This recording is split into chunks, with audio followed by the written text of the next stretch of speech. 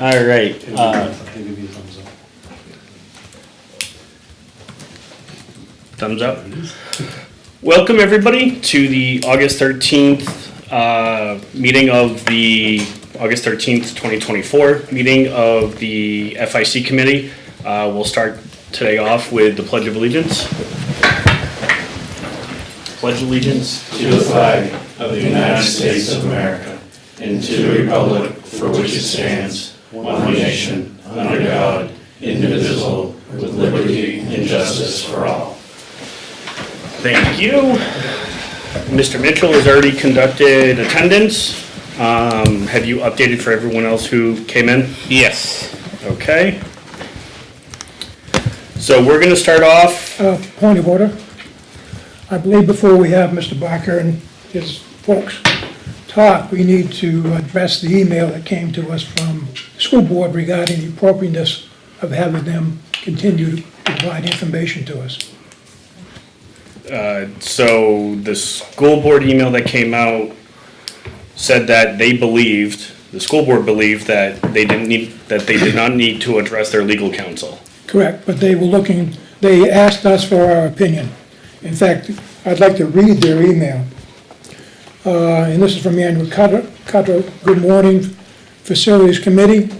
Hope everyone is enjoying the summer. I'd like to take a moment to share an update with the committee as I received a direct text from a message from a member of the FIC stating that the board is against our own purchasing policy regarding the continued use of Barker Associates and the request to contact our legal counsel for confirmation. I'd like to remind the committee that the board is looking for direction from the entire committee and that the recommendation of half the committee or the board will flow through Mr. Shoemaker and Mr. Plansky. If the committee's position is that we are in violation of the policy, we will gladly connect with our legal counsel for confirmation. Further, the direct text message indicated that that if I do not contact counsel, it will be the member's position that the board has refused to seek legal opinion, which is simply not true. It is my personal view that because the board already terminated contract service of Barker, any continued services provided are viewed as goodwill and are not contingent upon any further scope work, which will be subject to the district's RFP/procurement process. I will also share that some board members have publicly shared the value of the goodwill offered by Barker Associates, given the historical knowledge of the district, Griffin Memorial, as well as various options that have been previously explored. The purchasing policy DJ and procedures DJB can be found here with a link provided. Thank you for all you are doing on the committee. The board greatly appreciates your time and commitment to the district, and we are very much looking forward to hearing the committee's recommendations over the next several months. Have a great remainder of your weekend. Andrew Cutler, Chair of the Litchfield School Board. So, in reviewing of the purchasing policy, has everyone had a chance to review the policy? Has anybody done it? I've read it. I looked through it. So the question is, do we as a committee want to allow Mr. Barker and Barker Associates to present what they found from what they did, what they offered to do, which is go back and revise the numbers based upon, or revise their assessment based upon the removal of what was talked about the last time? Oh, no, I disagree. It's not just revising numbers. It's more than that. In fact, I can see it right here.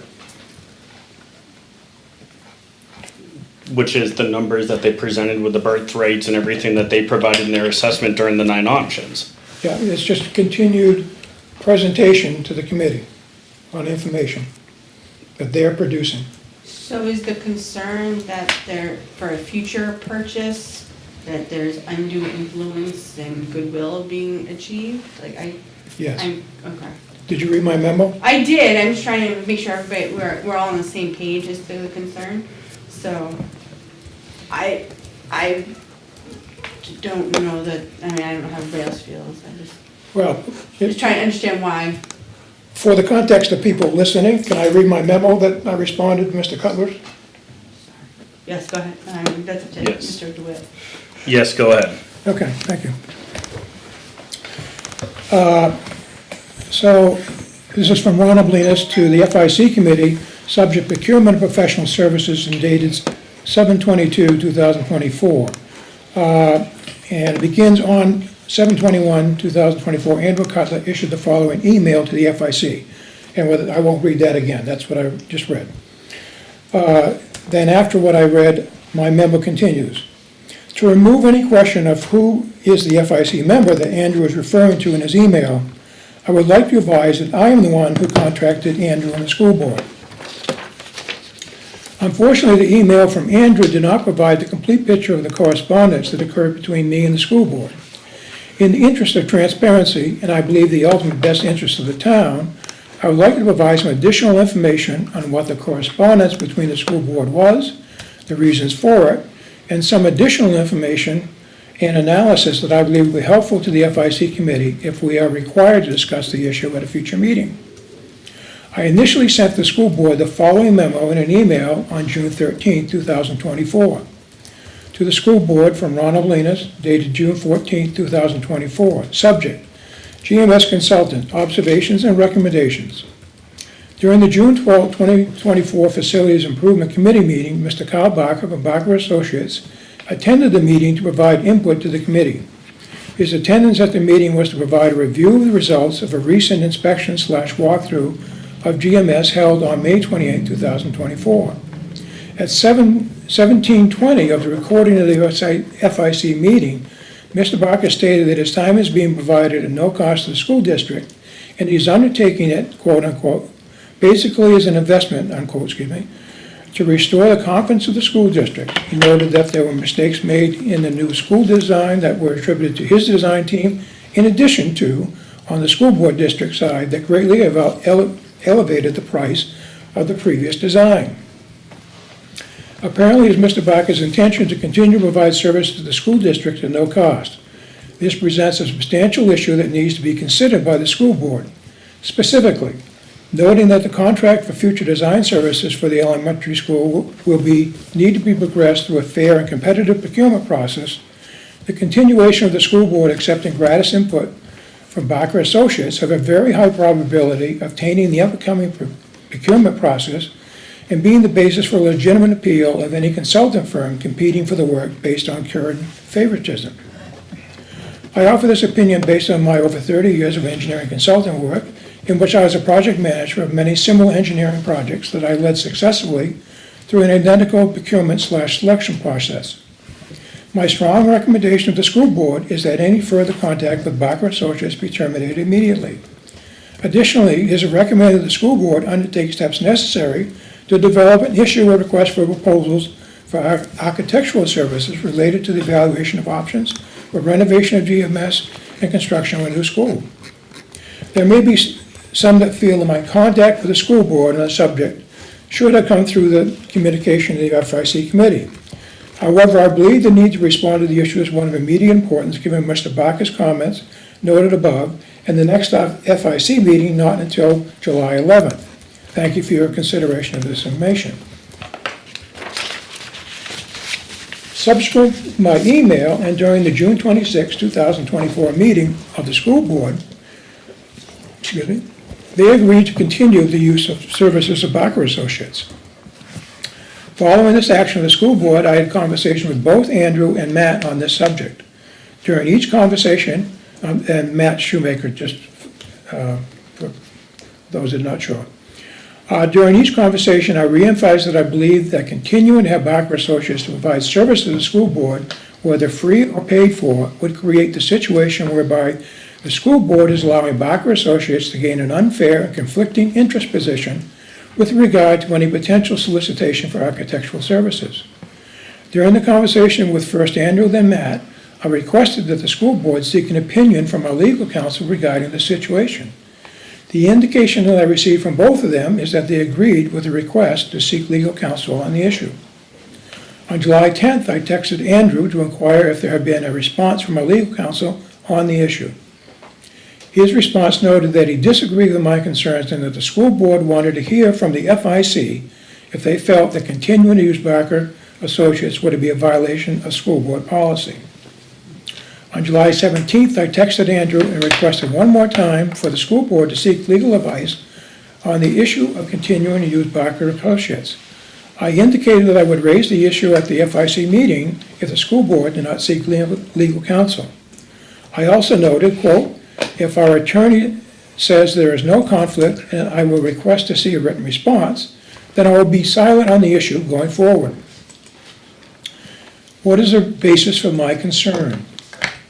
The reason that I raised this issue initially to the school board is that the process for selection of engineering and architectural services procurement is different than what most people think. In the last FIC meeting, there was reference to Barker Associates being able to bid on any future contract, as would any other firm. The inference and general understanding of most people is that the process for selection of engineering and architectural services is based upon the lowest cost proposal. That is not the case. The process for selection of engineering and architectural services utilizes a process generally known as qualification-based selection. The process originates from federal law known as the Brooks Act and is also known as the Selection of Architects and Engineering Statute. It is the United States federal law passed in 1972 that requires that the U.S. federal government select engineering and architectural firms based upon their competency, qualifications, and experience rather than by price. There are a number of policies and procedures that have been adopted by numerous states, agencies, and other local entities based upon the original provisions of the Brooks Act. One general principle is common to all is the process for selection of firms using QBS must be based on a fair, unbiased, and competitive process. So what does the school board policy say about QBS? Well, they were actually lacking in detail relative to the QBS process. Andrew in his email noted about pointed to policy DJB. If you read that, it is related to a bidding process based upon price. The most relevant school board policy is DJE. While this document also principally focuses on contract issued for bids based on cost, there are several paragraphs that have direct application for QBS services. They are, the district avoids situations that unnecessarily restrict competition and avoids acquisition of unnecessary or duplicative items. Individuals or organizations that develop or draft specifications, requirements, statement of works, and/or individual bids, requests for proposals, and invitations to negotiate are excluded from competing for such purchases.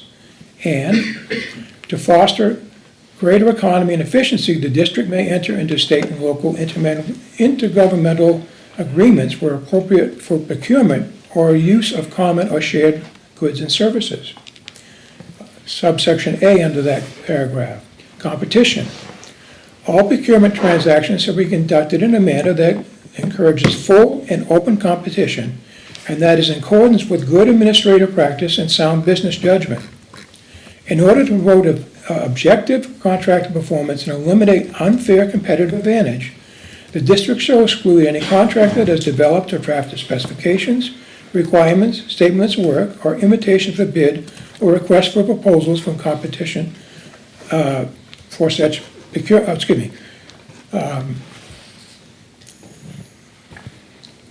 statements of work or invitations or requests for proposals for such procurements.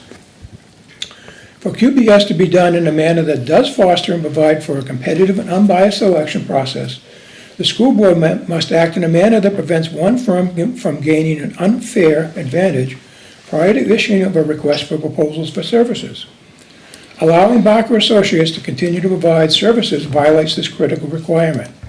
Let me explain further. To continue to use Barker Associates to advise the FIC/school board on options responding to the needs of the district would be a violation of the paragraphs above. In particular, work being done by Barker Associates will be for the basis of, quote, development or draft specifications, requirements, or statements of work, unquote. Specifically, if the school board uses information to any degree from Barker Associates to create an RFP, then Barker Associates will need to be excluded from submitting a response to the RFP. Such information will include any input used in the forming of an RFP related to the modification of GMS, a new school, additions to LMS or CHS, or other alternatives based in full or in part on information supplied by Barker Associates.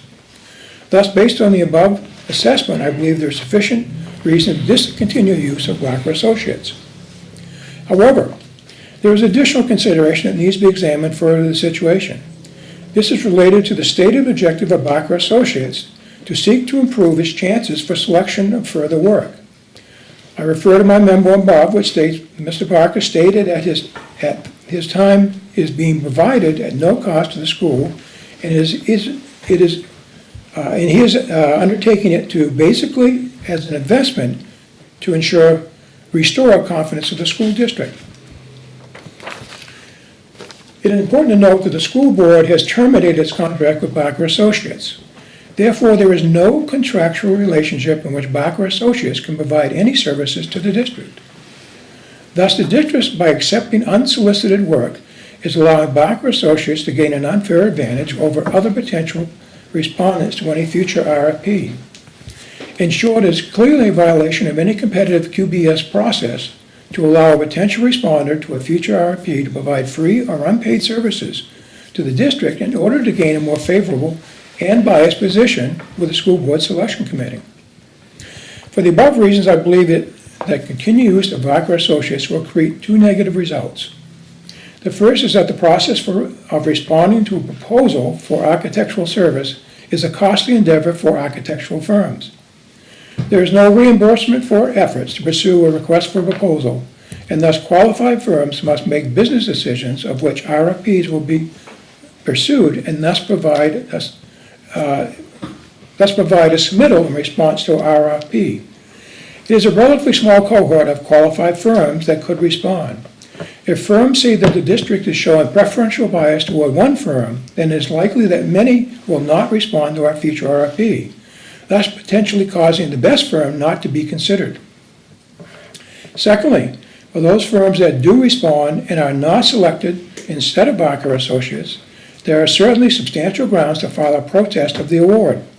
The basis for a protest could easily be supported by simply noting the comments made by Andrew Cutler, email above, that read, quote, "It is my personal view that because the board has already terminated our contracted service with Barker, any continued service provided are viewed as goodwill and are not contingent upon any future scope of work which will be subject to the district's RFP procurement process.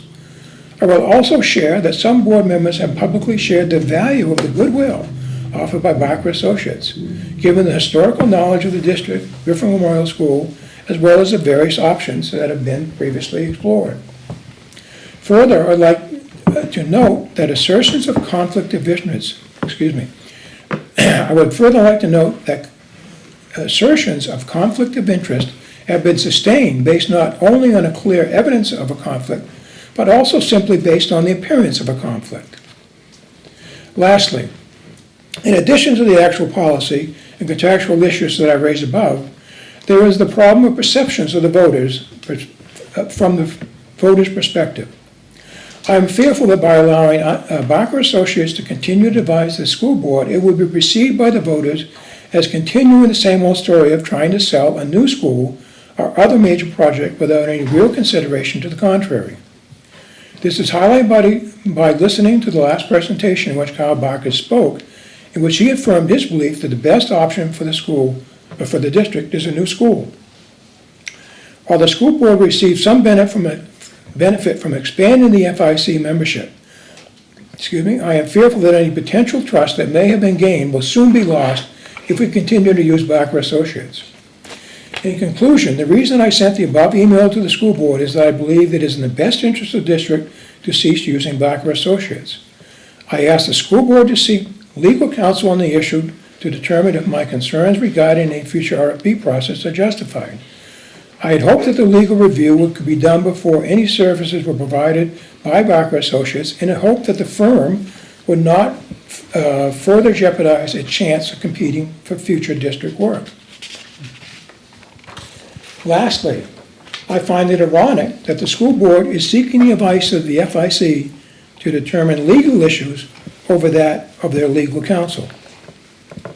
It remains my hope that the school board will reconsider and seek legal counsel prior to the issue being discussed in an open forum at a future FIC meeting. And lastly, I recommend that the school board develop a specific policy regarding the procurement of qualification-based services. Can I make a quick comment? Certainly. Given that there are limited firms and we could easily contact them, I think we could do away with any unfair advantage by allowing any firm to provide us with free No, services. you don't understand the process. That's contrary to any qualification-based process. That would So, solve the in fact, fees. Peter, you actually had some contact with somebody, right? No, when you brought the point up, it sort of struck a nerve with me with that, there's some logic to that. However, QBS is a federal thing, it's not a state or a local thing. We don't have to follow QBS. The school board hasn't had a whole group. They had the last meeting, we only had 3 people. And I think Andrew's point was to, if this group wants us to go and get legal advice, we'll write the letter, we'll send it to the attorney, and he can give us an opinion. Okay.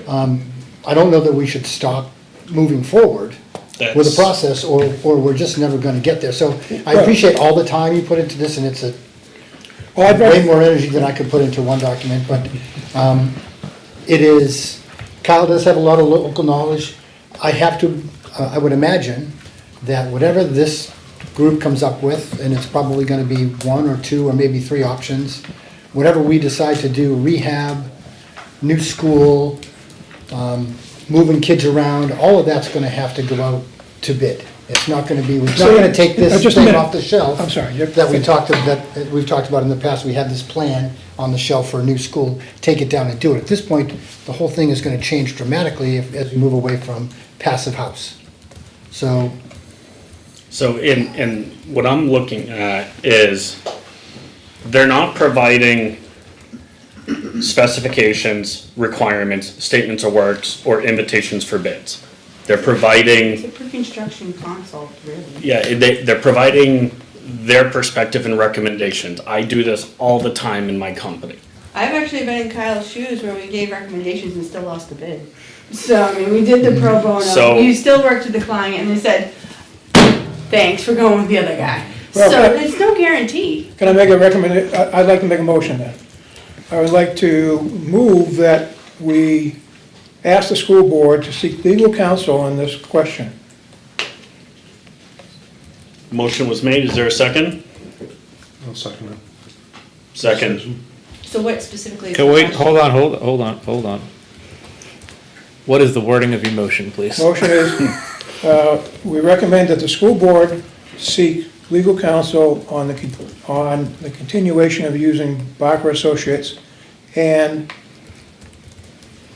as it relates to developing a, excuse me, no, not as it relates to qualification-based selection.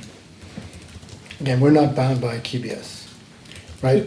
I mean, that's No, a federal, it's- it's a federal government contractual requirement. Yes, but So it's a process that's been adopted by every state in the nation. It's used exclusively for the procurement of architectural services. I did it for 30 years. And I know how easily any input that is given in a solicitous way prior to a selection can be used as a protest to invalidate a selection process. And for us to continue to do this, I believe, creates a form of a bias. And quite truthfully, Kyle has made the statement, he's trying to regain our good graces. I don't, see, I interpreted that differently. I interpreted Yeah, it I as agree. So the is, community, regaining the trust of the community as relates to a project moving forward, not necessarily within his own. So- And is part of your motion that they don't present today? Correct. Well, I was, if it is, well, if the motion is carried, then I would say yes, if not, go ahead. I'm not comfortable as a subcommittee telling the committee of the school board, going to seek legal counsel. If that's what they asked you, I think they were wrong. all right, I so, think we made We've been wrong recommendations before. to them. so, I also think it's not unusual for schools to have relationships with their go-to contractor. I mean, it's like the person you call, but, I mean, I came from a design build situation, I didn't do So- architect GC, but it's not unusual to have somebody call and ask questions about it. So a motion was made, it was Question is one seconded. thing. It was seconded by Mr. O'Leary? Larry's fine. They dropped the other, and they came to the Seconded by Bob. Yeah. So we are bound to vote. And I would just say, it never hurts to get a legal opinion. We do it all the time on the select board. It just, it cleans it up, okay? And it doesn't give you any But if they don't appearance have a of. policy that they're violating, then what is the legal opinion gonna say? You're already not violating a policy you don't have. If that's what they say. Then if Then they that's what say- they say, then it comes back and said, hey, we're Then it's good. clean. In fact, that's the point of my memo, is you do not have a qualification-based policy, and that's part of the problem. So therefore, it is, you have to go with a standard in the industry, at least from a perspective point of view, excuse me. And by asking for legal counsel, they will interpret whether we do have sufficient qualification-based policies.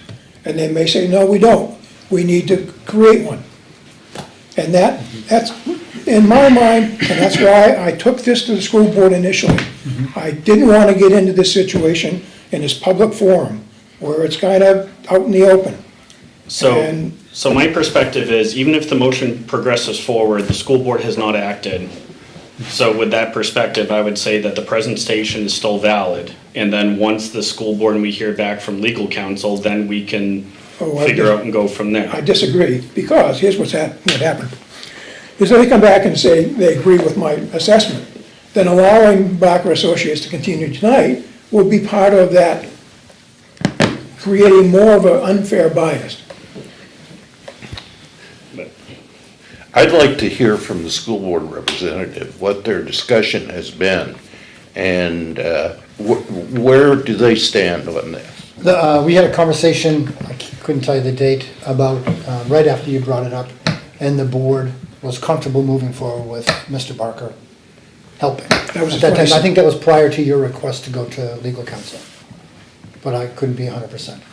Yes, because I asked, There's been no discussion since Mr. Oblanis's email regarding a request for legal counsel, and again, we haven't had a full board the last 2 or 3 meetings. And most of the time when we have that kind of a delicate issue, we try to have the whole group there.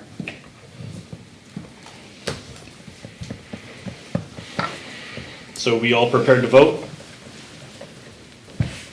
you want to read the? Can you read Mr. that? Oblinas motion that the FIC seek legal counsel to the question of using Barker Associates and qualification-based specifications. Can you read that, just slow? Mr. Oblinas motioned that the FIC Recommend to the school- recommend to the school board to seek legal counsel to the question of using Barker Associates as it relates to qualification-based specifications. Qualification, selection. Selection, I got the S wrong. All those in favor? All those opposed?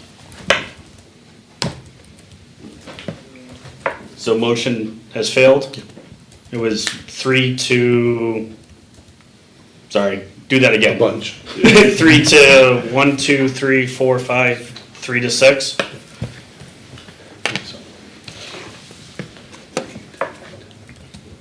Missing one. 5 non-voting, so they count. Oh, that's right. Yep. All right, so back to Mr. Barker. I am present that. Did it work? Did it work? Maybe? Yeah. Well, hi, folks.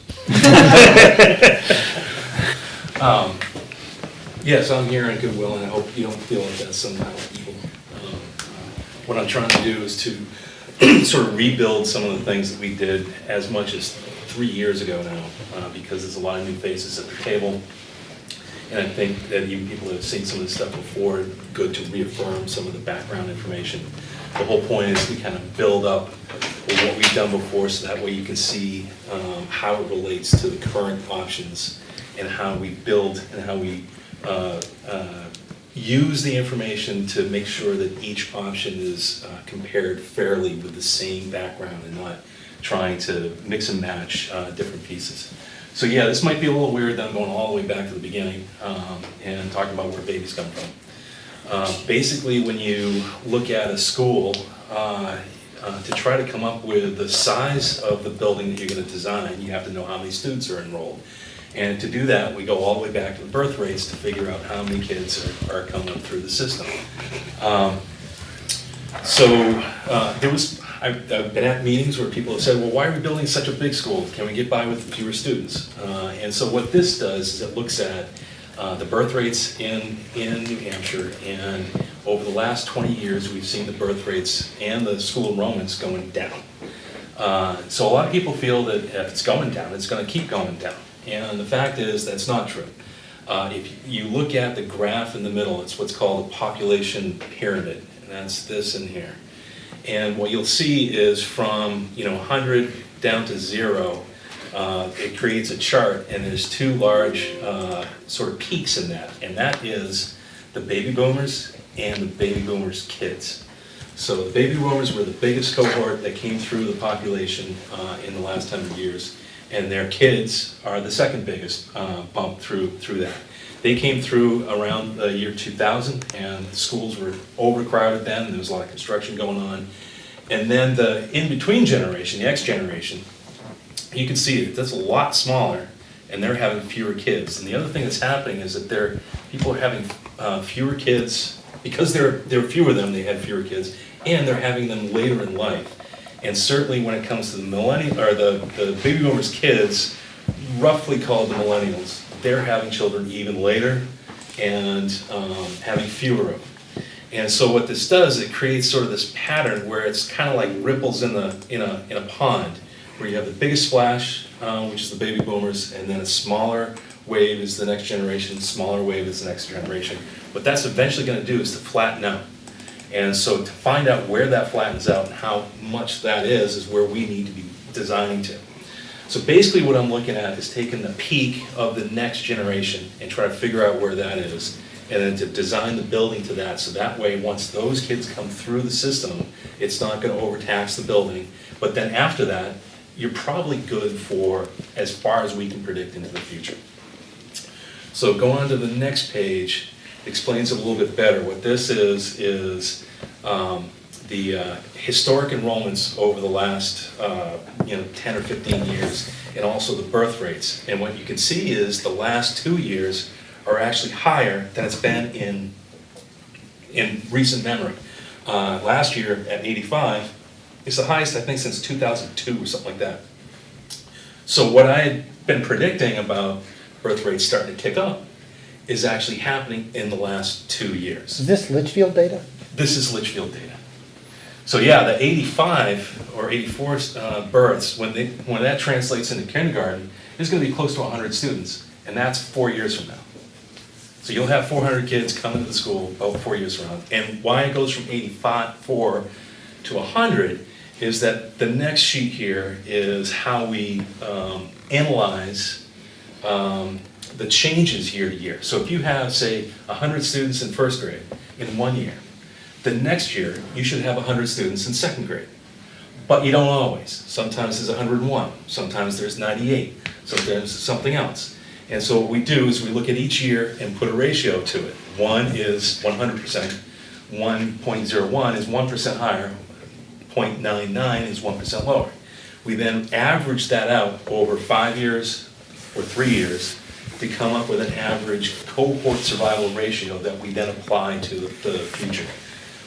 Now, a lot of demographers, stop there and just look at the total numbers. What I do is I start looking at stuff like, what's the trends? You gotta come up with a better name. Cohort survival just I makes it know. sound. Some of the tough kids. It became macabre real quick. And what you see is Will they that make from it? kindergarten, from birth to kindergarten, and then kindergarten to first grade, there's a significant increase. Let me put on my glasses and I'll tell you. It's 8% each year, or 5 and 7% on the 3-year weighting.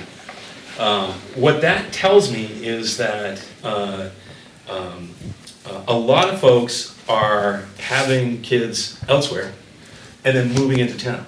As much as from birth to second grade, an extra 16%. That's a lot. And so that 84 turns into close to 100 really fast. So that's sort of the trend. What we're seeing is, and I've done the same method on numerous other districts, and other places you'll see the opposite. You'll see a 10 to 20% drop from kindergarten to first grade. The reason being is that some of the less economically well-off communities have lower property values, and therefore younger people move into those towns because they can afford it. But when the kids get to kindergarten, they say, "Nah, we want to go someplace else," and they move out of that town and move into towns like yours. So it's a desirable place to live. You've got some migration coming in here, and that's proven out in this data. Again, just to be clear, all this was created 3 years ago. I updated that for this past year and presented this, I think, about 6 months ago. So once we decide where we want to be, or where we need to be, which is about 100 students per grade, so over kindergarten, first, second, third, fourth, we've got 500 students. I plugged that into this, what I'm calling a curriculum analysis that actually dates back to what's called a Castaldi nomogram. Basically, this guy, Basil Castaldi, created the method for programming out schools. I'm following that ever since. Even though it was written back in the 50s, I still think it has a lot of value. And so what I do is I look at the average class size, what the school board wants to put in each class. I then look at the maximum size. If you get one of those peak years, you're not going to build a single classroom for those kids. You're going to expand the classes a little bit. So you're going to go from 20, maybe up to 24 in a particular year, but not all the time. And then I look at what the number of classrooms you need. I then look at also the what do you call them, Dan? The unified arts, the special programs, the art, music, that kind of stuff. And I'll take the higher number of the two. And so it starts to create two capacity calculations. There's the design capacity or the educational capacity, and then there's the theoretical max or the core capacity. So I use those two numbers, designing it to the educational capacity, but making sure that the core facilities, art, music, phys ed, library, administrative offices are designed for the core capacity in case there is that bubble that comes through.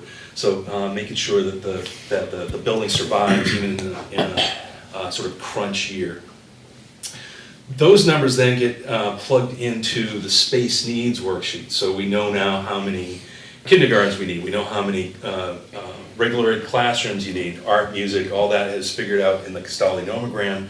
We plug it into here. We say, all right, we need 20 classrooms. They're going to be on average 900 square feet per classroom. That's 18,000 square feet just for the classrooms. And then we go through all the educational spaces like that. Then we look at the core spaces, the gym, cafeteria, stage, library, offices, nurse.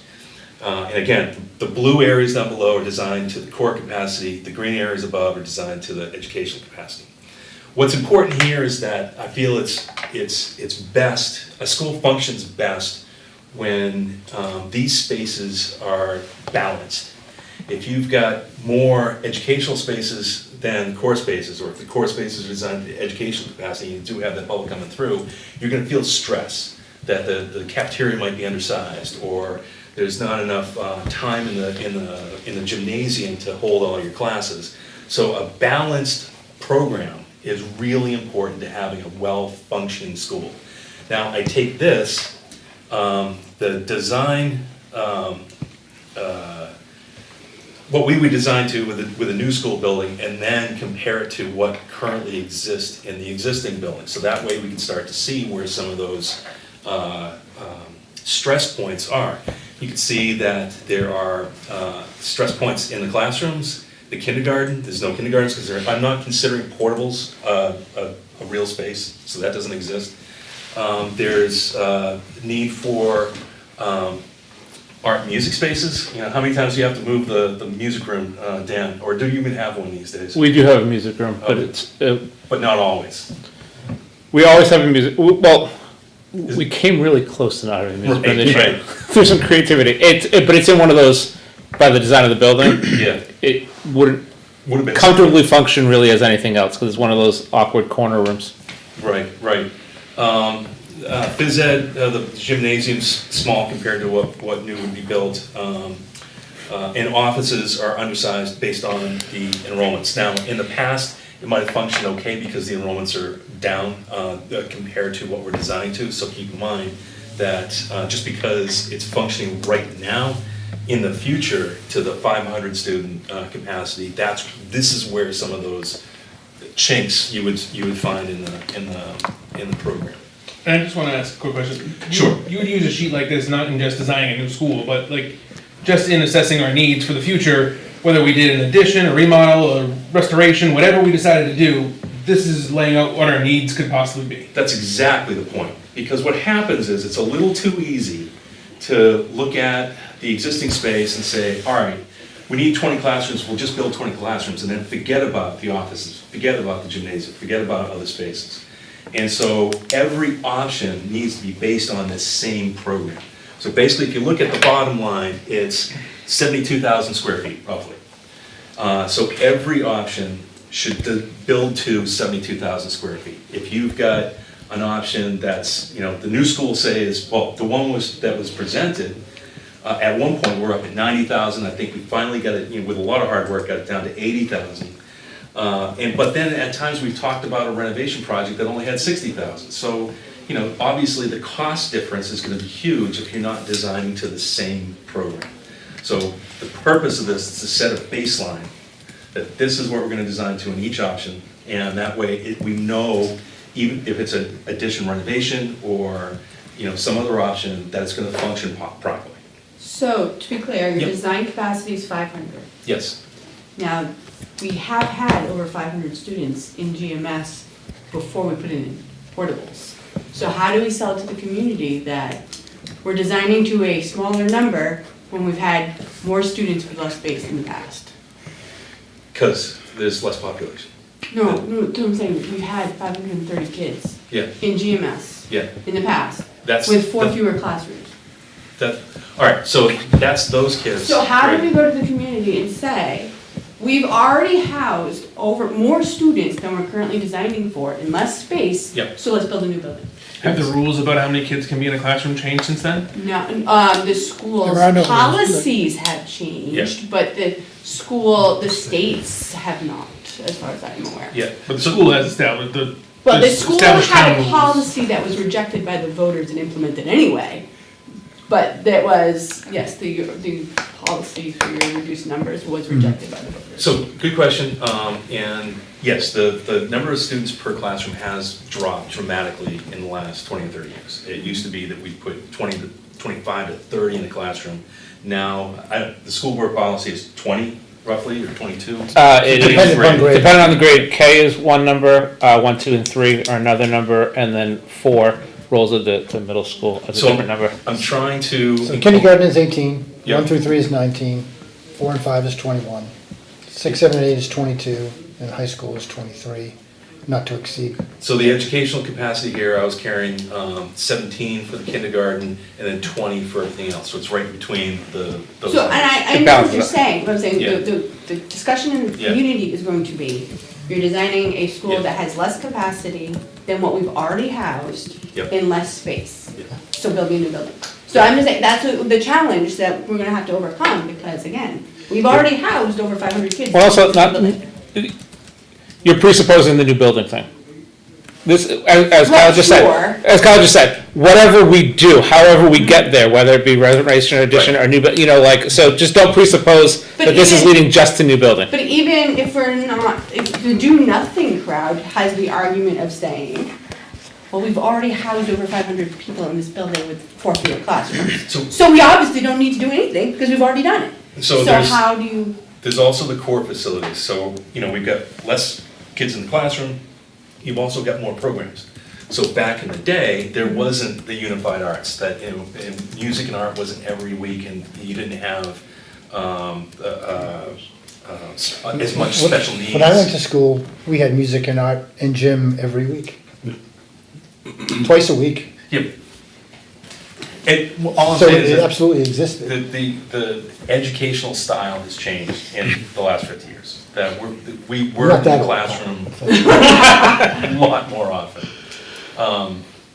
There's definitely a higher need for special services and stuff too, that now Right. take up more space than they ever did before. I would also point out too that back when the population was over the 500, the net is only 2 fewer because the 30s building, when the population was at, the 30s building was still in play.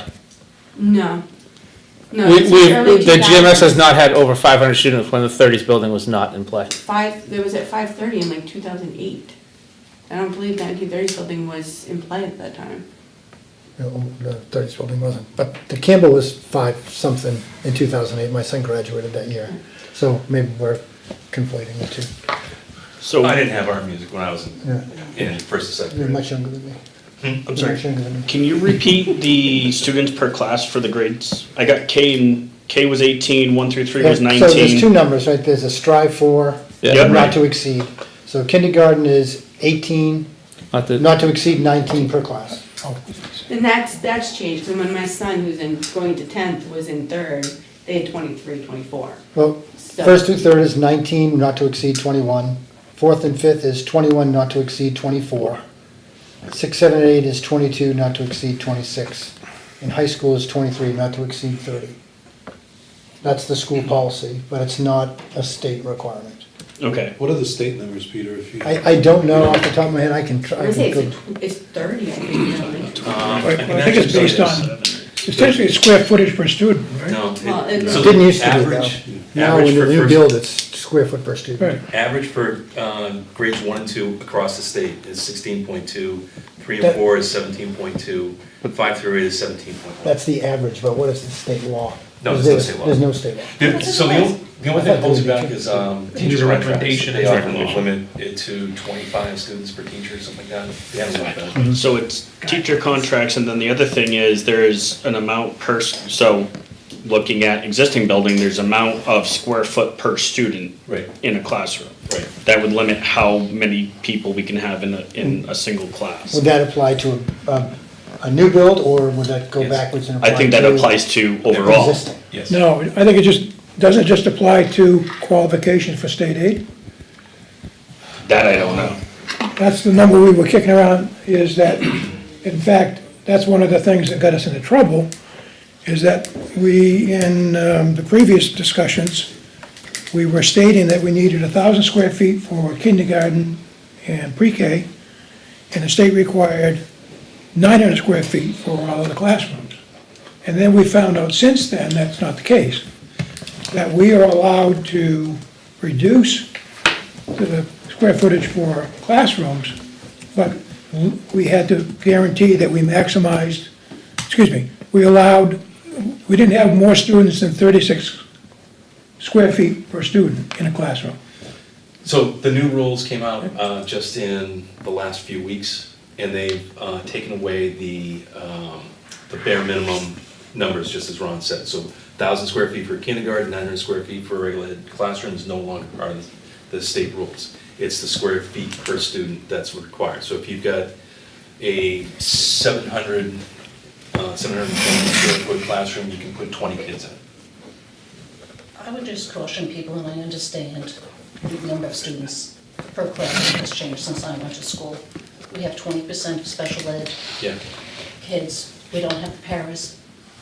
Everyone is missing out on education, the special ed kids, the other kids, anyone who needs help to exceed of where they are. There is no extra help in the classrooms anymore. And because buildings that were built, 30 or 40 years ago didn't have special ed classrooms, those classrooms are regular ed classrooms that have been carved up into special ed classrooms. So, yeah, that's another reason why we're not fitting as many students in the same square foot. And my kids would be bouncing off the walls if they were in the back of an auditorium with mats and booms. These kids can't pay attention as is. That's not the place for them. Yeah, sorry. So does that answer your question, Karen? Yeah, and I'm looking, I have an old enrollment report, it was 2010, 2011, I had 511 kids. So- I can- What was the next? Carrie, So, if you come here, I can show you what we have for official. you can email, I'm not, it's fine. Okay. So the point I'm trying to make is that this is the worksheet that I came up with. If people have But, and I agree with you, a and difference to it. I like seeing the methodology. Yeah. The problem is, Yeah. when we saw the vote, Yeah, there's a substantial number of people who have to be convinced yeah, that we need to make this investment. Yeah. How do you win those people over who are convinced that we've had more kids, it's a smaller, essentially you're designing to a smaller group than we've, in theory, serviced in the past? How do you win, the committee, Yeah. the school board needs to be aware that. No, I definitely hear what you're saying. I think it's about selling the education services you're providing. Because it's You need not to- gonna be cheap, Yeah. and we're gonna be asking. You need to sell a level of education, right? And if people are Otherwise, we're saying. comfortable with the level of education that we have, Right. then you're not gonna be able to sell it. But if they. But that's there's gonna a be need- it for anything that we bring forward. Of course. It's not just Yeah. this. and it's the whole reason why I'm here with this chart tonight, and I didn't just start off with cost and stuff. And I appreciate it, because it was Yeah. great for me Yeah. to see your thought process on the sides, of like, okay, I get that, but I also, like, in my engineering mind, I'm like, well, there's a factor of safety, do we really need to go that big, is 1 or 2 years of a little big, okay, versus, you know, 20 years of way oversized, like, where's the compromise there? Well, again, so, exactly, I'm trying to carve this down to a size that is well-balanced. It's not too big, not too small. Back to what we were talking about earlier, that the bond vote, I felt that the size of the building was too big. And what this now shows is something that is basically 10% smaller than what was at bond vote. And then during the process before that, we were much higher. And I was constantly, and Dan will back me up on this, trying to get those numbers down to something that I felt was more. Can I ask you a question? That chart had 72,000 square feet in it for a long time, right? Well, it's No. rounded to 72,000. What's that? It's 71.9 or something, so Yeah. it's 72. If you look in the study, it's not 72, it's like 80-something. I think at one point it was up to 90. Do you remember that, Dan? Yeah, we carved it down to just south of 90. Yeah. I think when we originally got it, it was 96, and we Let got me it ask down you to a like question. 88.5 or something like that. Why didn't you go with 72? So the process Or other during the places. study, and, you know, it was discussed a little while ago, that, you know, part of the goodwill is to show the mistakes that were made in the past and to show ways that we can correct it. So getting it from 90 down to 72, I think is one of those things I'm hoping the committee would understand and appreciate. What's the reason for the difference in percentage on the miscellaneous mix toilets, janitor storage between the design and the existing? Yeah, so the existing has a lot of unusable space. So when I say unusable, it's the thickness of walls, it's corridor space, so. Odd it's- jogs in the It's hallway. it's an odd shaped building. If you design something more. Like a rectangle? Yeah, then it becomes, the net to gross is what it's called, or the miscellaneous becomes less. So this is the difference between the existing, which is, I don't know if you've heard me use this term before, functionally obsolete. That there are pieces and parts of the building that are not designed properly for the use, and that trying to redesign that for better use is difficult in an existing building, because the walls are already there. You got an extra special in there too. Yeah, actually, in one of the, you know, this isn't meant as the final, once They're this, expanding 2,000 square feet? once this moves forward, That's you your know, future 1,000 robotics. square feet. That's your future robotics. we'd have to work. One of the things that the last plan that was voted on had, or didn't have, actually was an additional classroom. So this has more classrooms than what was voted on. What we tried to do during the vote, trying to get that number down, is we eliminated one of the higher grade classrooms and decided that there would be 4 each of third and fourth with 1 flex classroom in between. So that way the higher grades could have a higher student or class size, and that. On the odd year that we had double fives, Yeah. I'd figure it out. Right. I'm saying, in this plan, 5 classrooms per grade throughout, so that way you don't have to shift teachers from one room to the next every year. Alright, we all good? Yeah, I just wanna make sure we can get through all of this, cause there were several other things on the agenda. So, accepting that the 72 is appropriate, we move on to talking about the existing building and looking at some of the challenges that we faced before. And again, this is something that was presented about 3 years ago. I had looked at the site, we looked at all this number of sites, and we looked at the Upper Plateau, we've looked at other new sites. The existing site, these are the challenges that we faced. That the school is kind of tucked into this triangular shape that makes it a little difficult to fix some of the problems such as the traffic. One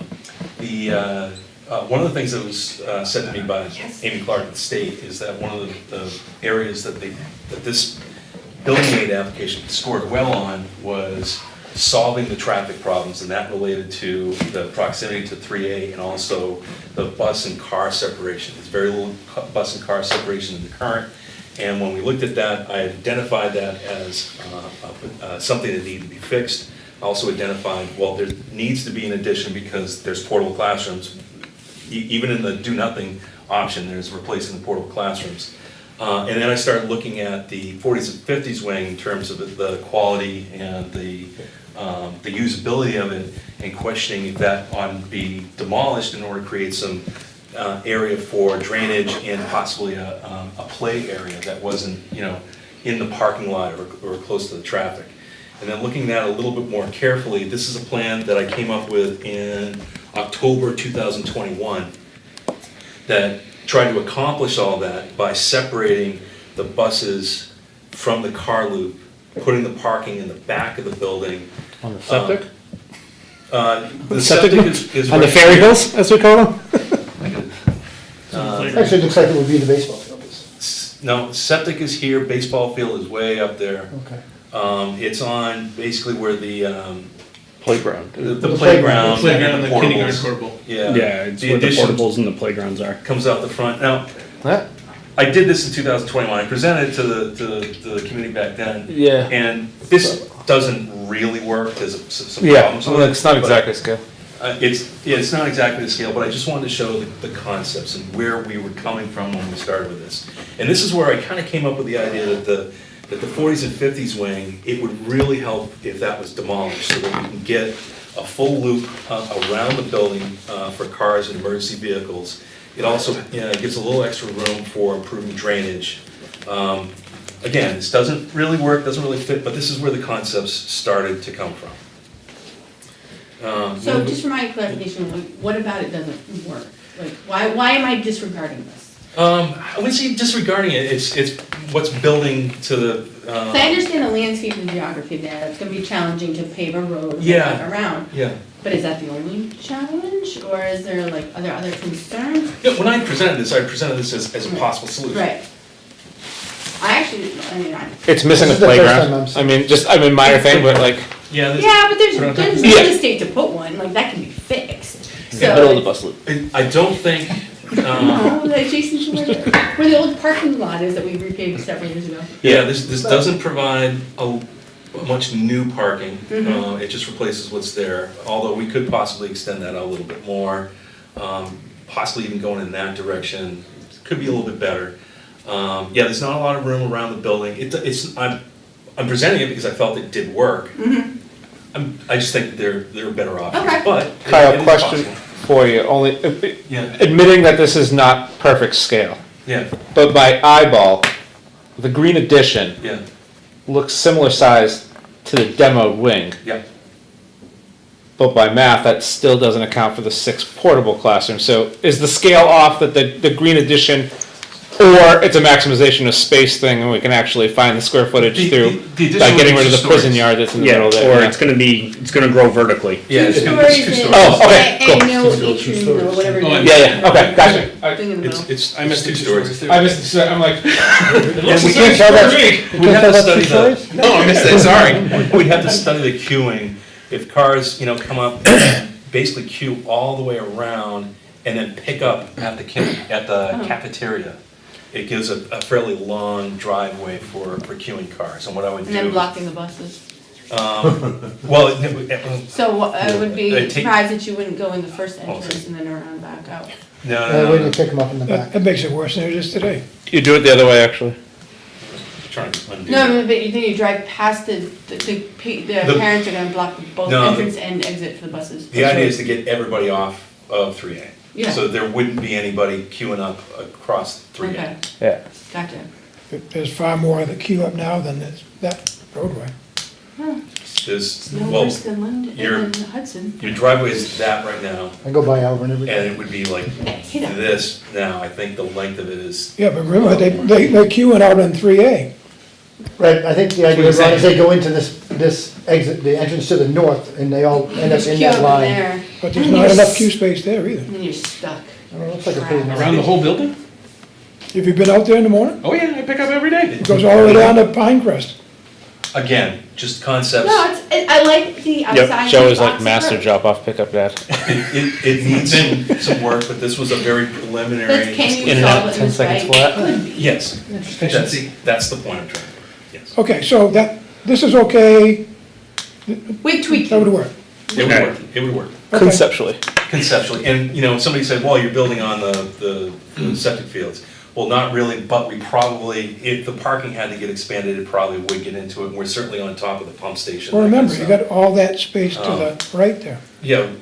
so Rich, you get to wave at all here's- the here's buses. The corner of the property, you know, I like your rodeo. maybe not. The point I'm trying to make here is that let's not design a school building around its septic field. Does that make sense? Yeah. Let's move on. And then I started looking at the building itself, again, kind of focusing in on the value of each of the pieces. Pretty quickly said that the 1930s building, as cute as it is, we can keep it in place, but let's not use it. How much would it cost to renovate that car? I don't know. Yes, you do. I gave you the number, didn't I? No, you didn't. How much is Well, it? how much you're babying. Just, wait a minute, wait just a minute. To what? What do you want to renovate it for? What you proposed to me at the end of that last FIC meeting, Offices, storage, classrooms, what do you want to do with it? what were you gonna propose? You came to me at the end of the last FIC meeting and said that the proposed budget for the new school, there's money left over in there that could renovate the standalone 1930s building. So maybe I misspoke. What it meant was that it would stabilize it. No, you didn't say that. You said renovate. Well, maybe I misspoke. I'm saying now, Wait a minute. but Ron, whatever you want to do with it, okay? I'm saying stabilize it, don't include it in the plan, because it's not worth it. I disagree 100%. So yes, tearing it down will cause a major schism in town. Exactly. We're Yep. not doing that. What we choose to use it for, there have been discussions about using it for storage, because I remember some of us reclassified it into allow for storage into that building. But for usable space for the school, school, other it than doesn't make storing any sense. tables and desks, finding out So what- then we start to look at the 40s and 50s wing. Now, there's a lot of classrooms there. They're not bad size. The configuration's a little weird. But what you really need to look at is the cost of replacement versus the cost of renovations. And there's no magic number there, but as a gut feeling, I think it's worth exploring the idea of demolishing that and replacing that. So that way, when you look back at the site plan, it really, this one, opens up that edge. It opens up that edge and it starts to make some sense. So it's worth considering in one of the options at least demolishing that building and reconfiguring that. The other thing it does with that is it gives us more opportunity to change the educational style, get rid of some of that functional obsolescence I talked about. I mean, there's a whole quarter there that doesn't do anything because it just connects two sides of it without. I call it the useless hallway. So if we did that, could we build that addition and still utilize that space like you're doing at Trinity, right? You're kind of building addition off the back. Yeah. So we wouldn't, it would be as little disruption as possible in a construction zone, Oh, if it was all on easy. that end. Well, yeah, if you're. Yeah, you build and then demolish. It would make recess interesting for a couple of years. Yeah. So you build new, move the kids into it. And by interesting, you can mean Well, actually- either end of that word. Move the kids I'll out of the rent you existing, money. renovate, then demolish. That's right, and phase rebuild. it. Just have to cross 3A. So, yes. So, I'm gonna let. It's already there, actually, it's under the. Can't see that. PPS talk about this a little bit. Yeah. Basically, No, I'm right here. Okay. we started with the deficiency list that was in the study and walked through the building with Ron, Rich, you were there, and tried to get a sense of the overall condition of the building. And we looked at 80 different items. Some of them didn't need anything, some of them needed something fairly significant. And we essentially worked together to update what those costs were. So just want to caution, I've talked about this in past meetings, this doesn't mean that you can pick and choose each one of these things and do that as a project. We then need to use this to put together a project in order to present in future options. But let me let Keith, as he's pulling out some copies here. You have one we can read? I think I've got it. I can almost see the man, right? Yeah. All right. Yeah, so this is an older document also, it's been updated. This was, I got it on the computer. I love paper. They've been teasing me about it, some paper. Thank you. this was something Kyle had put together long before we were on board as construction manager. And he was basically putting together deficiencies for the project and working through that. And it runs, I tried to color code it, I don't know if it helped or hindered. That's no better, I actually. understand. So he ran through site, building envelopes, life safety, building codes, structural, accessibility, indoor air quality. He's got building services and interiors. So what we did was, we took Kyle's work in all of those areas, tried to identify, based on history that he had through that process, of a high, medium, low cost priority on it, and worked through the process. He had many areas in blue. You'll see compliant, for instance, he's got playgrounds and playfields. He's showing those as compliant in site work above. We didn't put the numbers to this. So what we were attempting to do here is come up with a total renovation cost. And we ended up with high and medium on the bottom of the second page, or midway down. We got 10.5 million in high priority items and 5.7 million in medium priority items. And so we're using a lot of in-house numbers for this, meaning that we're using our own database. We're reaching out to subcontractors and suppliers and talking through these items. So what we're looking here is a comparison, because in the conversations Kyle and I have, there isn't a lot of bias between addition reno. And you'll see with the further numbers, I was pretty happy with the addition reno numbers we put together.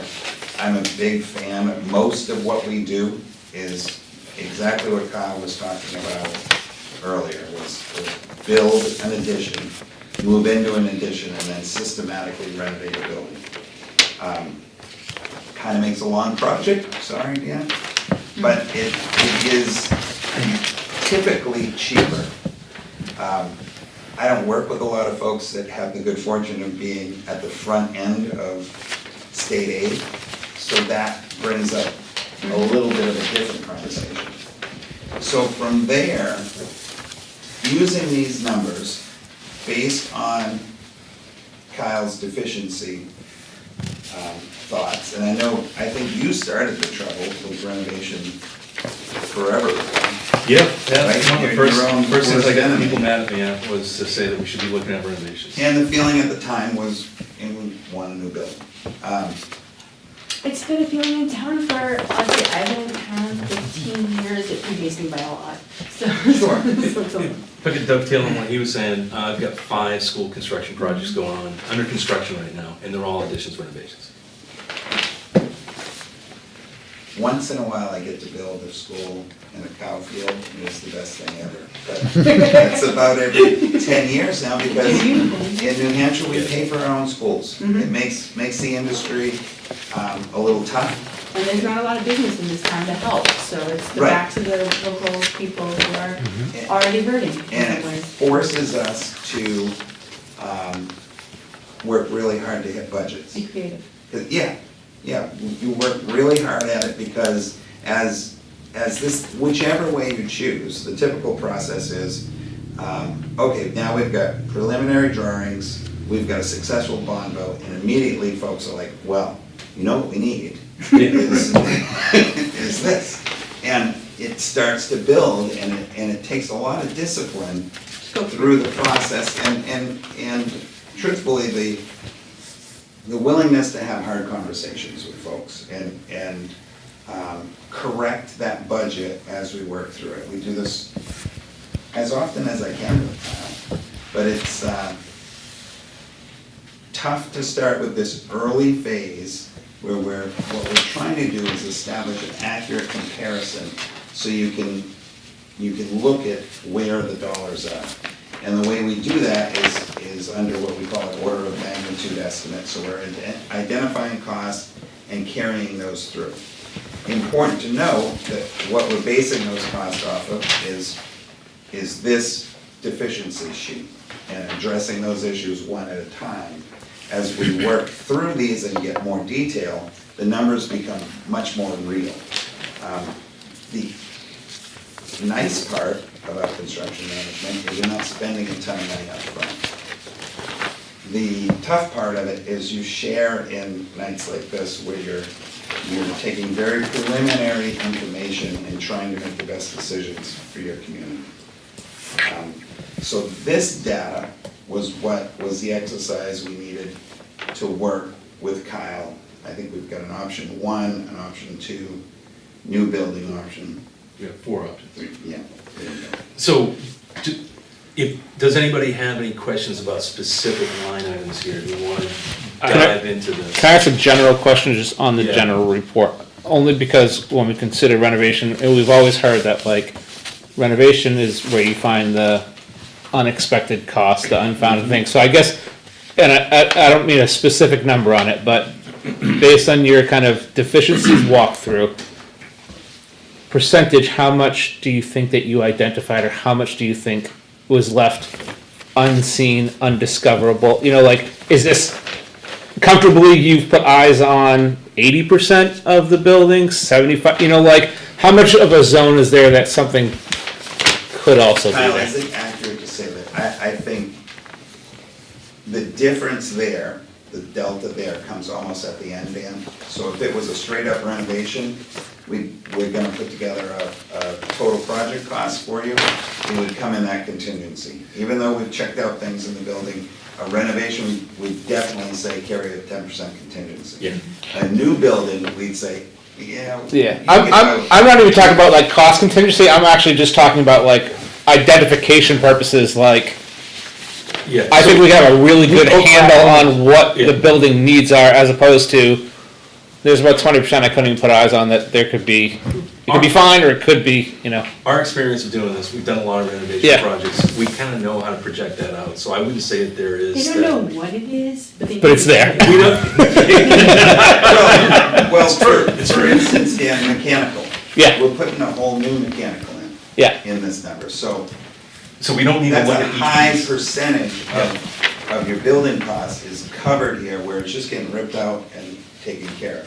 But one thing I want to say, I want to make sure it's clear, and I've said it several times in the past, in fact, the last meeting I was at, I said this a few times, that this list is not a project. You need to then, what we'll do, or somebody's gonna do, is to look at each of these and put different parts together to create a project.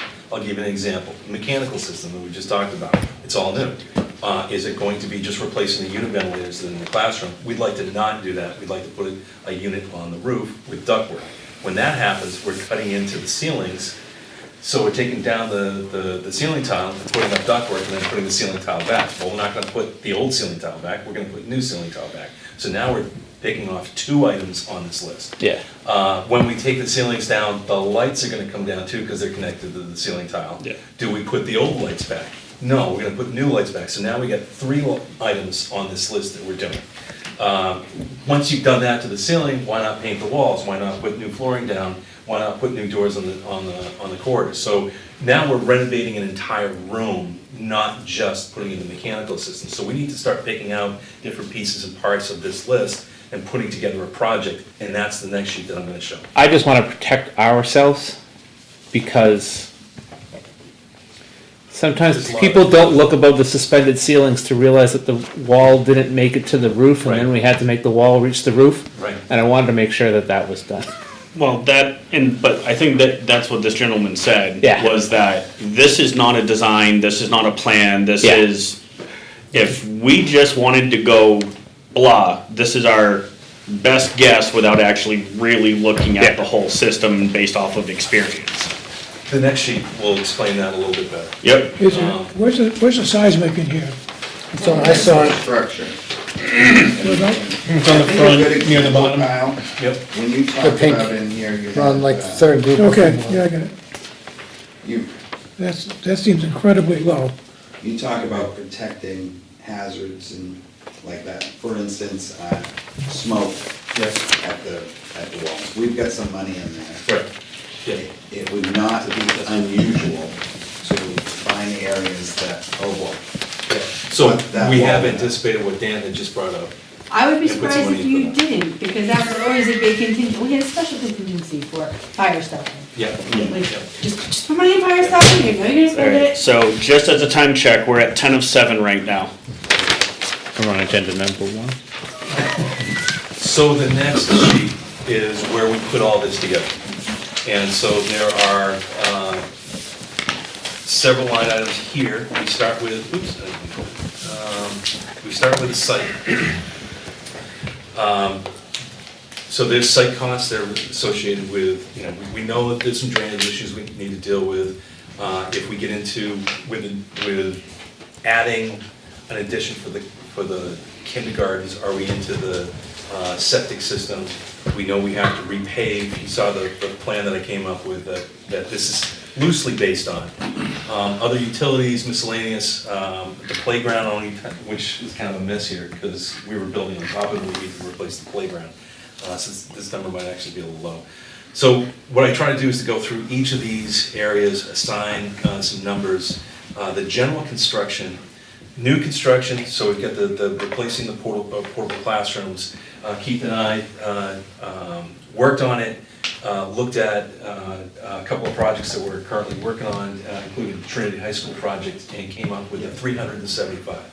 What was voted on was 425, and that was based on the net zero building with a different design style, we'll put it that way. And so we feel confident that we could do the project at 375. So that's something to keep in mind. it's really important to know Yeah. that we never got there with a legitimate, Right. run a plan, run a number, give you guys a couple of chances to have input.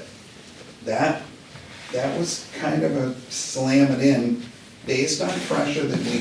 knew we had state funding. Right. What we're looking at here is pick a path and massage a path to a successful March vote. Right.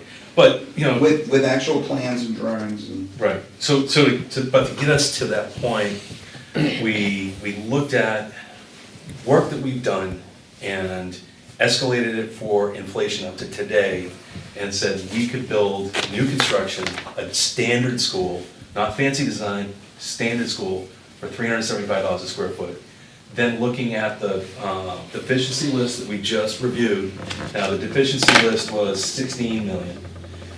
What here is 15 million is based on $265 a square foot. So basically, when we looked at the deficiency list, we said, all right, well, if we're doing it all at once, and not pieces and parts, we can be efficient about it. And as Keith had said way at the beginning of the meeting, the renovations, because there is structure, there's built-in-place infrastructure that we're using, it's going to be less money. So it's $100 and $110 a square foot less to do the renovations. So what we've Does done. that factor in a phased construction though? No, so what we're doing at this point is we're saying. We moved all the kids out and you can renovate them all at once. We're setting a budget of Yeah. 265 and a budget of 375. Okay. The actual number is gonna be based on the actual project. But this is a way to get us to a point where we can say, all right, here's two options, and here's the cost difference using the same size, using the same construction value, everything, same. So true apples to apples comparisons. Now, if this version, the repairs only and replacing the portables is what's chosen, then Keith and I, or whomever you want to work with, would then get into the details and look at that deficiency list, because there's gonna be things that we don't need to do if we're doing a full renovation. And there's maybe some other stuff, like Dan was pointing out, that maybe we missed to begin with. And so this is our best guess at this level. We need to get into real designs in order to come up with a final figure. But we're at a point where we feel comfortable that you can look at the values between the options and make a apples to apples, true choice. So, I just wanna make sure I'm understanding correctly, when you say renovation, the 57,000 square feet, that's the existing building? Yeah. As it is today? This new construction piece is replacing the portables with portables, or No. an actual addition to the building? Two-story building. Okay, so I'm just confused then why this is called option one, repairs only. Yeah, I was gonna point that out, because this is technically repairs Oh, and additions. Right. Right, it's dealing with repairs and this, right? I'm kind of considering replacing the portables as repairs, because they're not real building, you don't have them right now. So it's just building the minimal that you need. They're better than some of the other classrooms, honestly. This is But, just the minimum that you Yeah. need to meet what your current program is. This isn't, if you look at the numbers, it's 11,000 square feet plus 57. I was gonna say, only so that's 68,000. For- It's smaller than the program. So we're not even meeting the program that I developed in the study. because you're not increasing the size of the gym or the cafeteria or any of those Exactly, things. exactly. So we're giving you all the Adding any educational spaces. spaces, but not all the core spaces. Yeah. What is the total of that? 26,079,800. Plus a playground and possibly Oh, demolition. okay, we're not seeing the whole list. Yeah, so, because I want to explain the next few lines. Oh, So after the site cost and the general construction cost, that's what's called the hard cost. The next few lines are the soft costs, which include design fees, oh, shoot, my computer. Bear with me, please.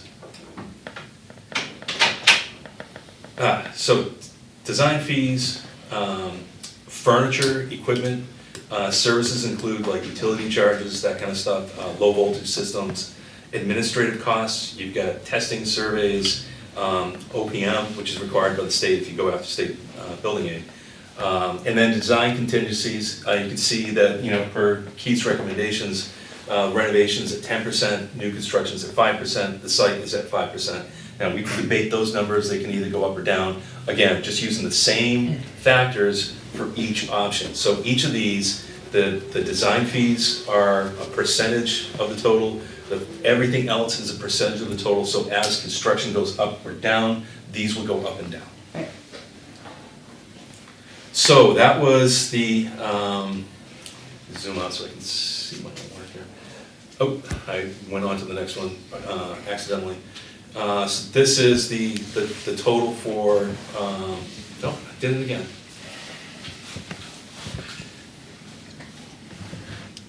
Repairs only with the addition for the portables is 26,080,000, say. But that could be potentially less if you decided to leave the portables and really just do a full repairs only option. Of the building. Except you're kind of. For sure. Yeah, and so keep in mind, anything can get changed. Again, I'm trying to keep it consistent throughout. Yeah. And so the only thing that's inconsistent here is it's a smaller total square footage of the building. You're not getting all the program that you would in the other options. Now, another thing about this is that we talked about breaking this up into phases. So maybe you do the addition and then you move some students in before taking away the portables and you renovate a wing of the building. And you keep doing that year after year until you've renovated the whole building. So what would that cost? basically right now, all we My can do sanity. is carve that up. If you do it in, say, 4 phases, we'll split that 4 ways, so it's gonna be somewhere around 6.5 million per year for 4 years or. Factor in inflation across several those years. Exactly, and so Multiple warrant articles. if you do it all at once, it's gonna be this figure. If you do it in 4 pieces, it's gonna be higher. If you do it in more than 4 pieces, it's gonna be even more than that.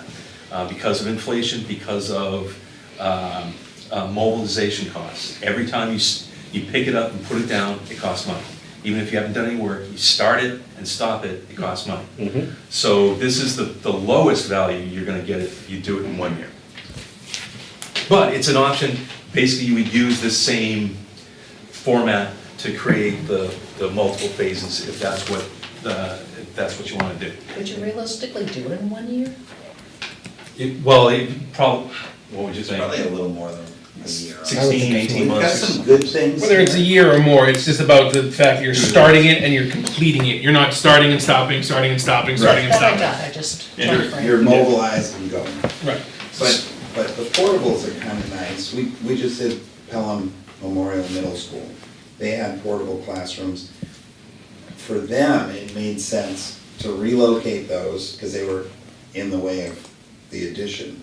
So the first thing we did on site was relocate those. It gave them that classroom access that they could use during the renovation while we did the addition. But then it was even better throughout the renovation process because we were able to bite off bigger chunks of the renovation, keeping those portables on site, and then they gifted them off, I think, at the end of the project. But I'm hoping that nobody's considering that the portals would be permanent, right?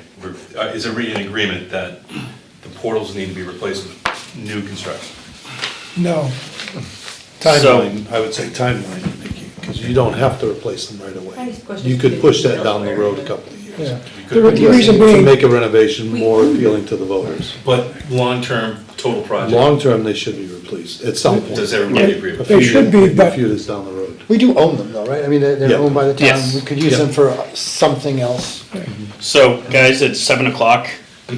I still got like 4 pages to go. Yep, so, let's. No more questions. Okay, I can go through the next ones. I just wanted to make sure that people understood the process and our philosophy and what the background is here.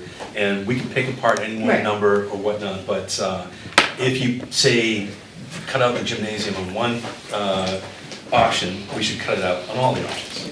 That's my main point of this. So going to the next option is minimal additions. So basically getting it back up to the 72,000 square feet for the total size of the building, using the same number for new construction, same number for renovations, and everything else being the same in terms of percentage. We're at 27,675,000. So doing the project, it's only another million plus to get to the full-size building that meets the same program as a new building. Now, would any of these options qualify for our state aid app that we already have in? Let's save that for the end. Okay. The option That's to 3. ensure he gets his whole program. You still scared about being thrown out? Kyle? And then bonus that I'm gonna get when I get to the end, right? That was the middle school. I was even being nice and not mentioning that. I had nothing to do with that project. So selective demolition, additions and renovations Somebody did. is basically delete or demolishing the 40s and 50s wing, rebuilding that, so it's a much bigger addition. But otherwise, a lot of the same approach, we're using the same money, and now we're at 29 million. So we've gone to 26 to 27, we've skipped up to 29. What this tells me is that it seems like the bigger project, even though it's a few $1 million more, you're getting a lot out of it for not that much more money. So just something to consider. Option 4 is the new construction. Is there anything you want to talk about more with the renovations before I go on to that one? Okay, new construction. So using the same number, $375 a square foot. We're using the site costs are much higher because it's in a new location. Otherwise, the percentage fees stay roughly the same. What did go down is the architect's fee does jump down, because if it's all new construction, it's a lot easier to do. Renovations can be very difficult on the design side. The total cost now is 35 million, so we've jumped from 29 up to 35.5 roughly for total cost. So if you go back to previous presentations I've made, this seems to float in the same zone, that the renovations have always been the cheapest.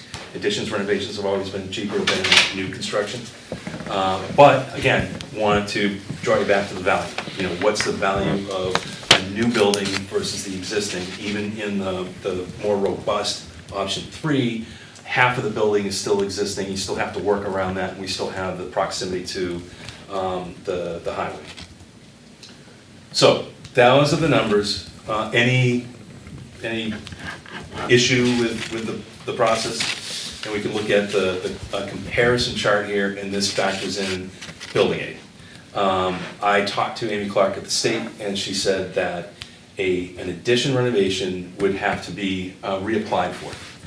So you would not get building aid in this current round for addition renovations. You would be eligible for building aid on new construction. The building aid, you can adjust the cost figures with the state each year now. That's brand new in June. And so what was voted on was $5 million in state aid. What you could get now is $10 million. So it's another $5 million on top of what was voted on before. And as you can see, taking $10 million off of 35 brings you down into a similar zone of what the additions renovations would be. What would be the timeline on reapplying for a renovation or addition? Yeah, so now, again, the rules have changed. You reapply each year in May, and they review it through the year and tell you by November if where you rank based on the other applicants. And that allows districts to write their warrant articles based on whether they get state aid or not. Once you apply, you stay on the list if you're not selected for building aid and can be eligible the following year. Since the application was based on new construction, you're on the list. Right. You're currently number 3. So they funded 3 projects this past year. Monadnock Regional School District's one of my projects. That was I think it was the first one. And then Rochester got funded, and then Barnstead got funded. So ahead of you is still Colebrook and Concord. Concord's Concord's a big one, isn't it? 150 million. They thought they were gonna get like 80 million in state aid, but if you look at the formulas that we go by, they're qualified for somewhere between 30 and 40. So every year, the state sets aside somewhere between 45 and 50 million. So if they get anything less than 35, there's still gonna be 10 million left for Litchfield. And Colebrook has failed vote twice, and it didn't fail by a little bit, it failed by a lot of it. So I'm not sure if they have a chance of passing it this year. What happened with Barnstead was number 10. So what was left in the state budget for building aid got offered to Litchfield, got offered to Concord, then got offered all the way down to number 10. And finally, number 10, Barnstead, took the money. Christmas. Yeah. Fit their criteria. But this isn't to say that those first 3 options wouldn't be eligible for state aid. Not in this You would just round. have to reapply, get So- put on the list somewhere else at a different amount. So And delay it a year. there was 17 on the Delay it list, a lot. 3 have been funded. So that means there's 14 still on the list. I believe 1 or 2 have dropped off the list. So that means that there's still about 12 on the list. If a similar number reapply, meaning 17, and you're one of those, if you score, you're not gonna score the same because it's a different project. Again, traffic wasn't an issue, you got a lot of points for the safety issues on the site. Say if you score in the top 5 still, that would put you around number 17 on the list, and they're only funding 3 a year. So it's likely that if you reapply, it's gonna be about 5 years out. And I've heard, you've heard Amy say this, right? That Bleak. yeah. So basically, if you reapply, count on at least 5 years before you see the money. But if you go with a new school, and this is gonna sound like you're promoting this new school because of selfish reasons, it's not. If you go with a new school, you could get funded next year. Because I don't think Holbrook's going forward, and I think there's enough money if Concord goes forward that you'd have the money.